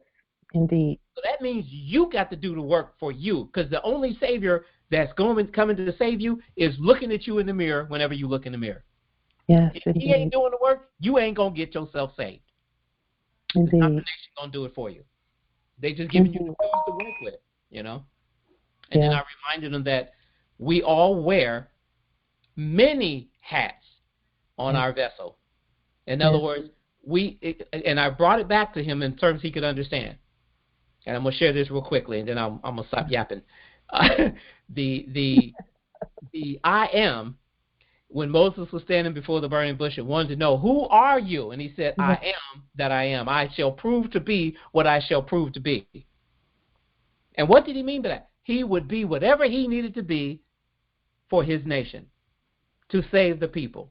If I need to be a carpenter today, if I need to be a blacksmith, if I need to be a storm bringer, if I need to be a rain giver, if I need to be a sun bringer, if I need to be a warrior, if I need to be whatever I need to be to protect my nation. Indeed. And so I use that as an illustration to say, I am a part of I am. So therefore I have to be whatever I have to be to manifest my divinity. Indeed. Period. Indeed. So we all got to wear multiple hats. Islam. Thank you for that, Noble Phoenix. With that being stated, I want to point something out really quickly before we adjourn until our next Congress. I am finding that the internet is changing and making everything editable so that we can update everything to state what we want it to say, to state. Google, I'm seeing changes there as I'm searching things and things that we have the ability to edit and change according to our will just about everything that's on the internet. And so if you all start to see that, let me know. And then go ahead, and if you see things that can be updated and changed according to the laws that we've put on the public record, then change them. Put delarium out there so that your clans can Google it and see delarium out there like we're seeing right now.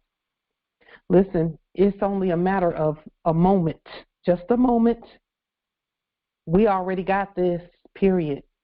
So that is, I want to make sure that we give our blessing. Just one moment. Let me go to our blessing so that we can adjourn on that note. Just one moment. Indeed. So in conclusion, until Thursday at 7 p.m. Eastern, this is the blessing for our nation. Our way shall be easy. All that we touch does instantly prosper exponentially. Our heirs, our descendants, and ascendants do sing our praises throughout eternity. Our ancestors honor us with continued eternal wisdom, dominion, wealth, and health. Every word we speak does bliss and prosper us and all who hear our words. Our joy and happiness springs forth now and nunc pro tunc. The sun rises to greet us and causes our crops to grow. The moon shines her light to celebrate our lands and brighten our energetic, fun-filled night. Our spirits, works, and appellations live on in the mouths of all from this day into forever. Islam, and that's the blessing that we've given to everyone earthwide. Peace and grand rising to the sovereign, original, indigenous, natural, divine heirs. Until next time, Islam. Islam. Peace and love. Grand failure, silly Negroes. Grand failure, all silly Negroes. None of your shit works, silly Negroes. Call grand failure. It's a spell. Grand failure. Grand failure. Grand failure. It's a cult. It's a spell. Grand failure. Grand failure. Grand failure, Negroes. Grand failure. Grand rising to all the wars throughout the world. Can you unlock the call, the conference meeting? We just adjourned. We just adjourned.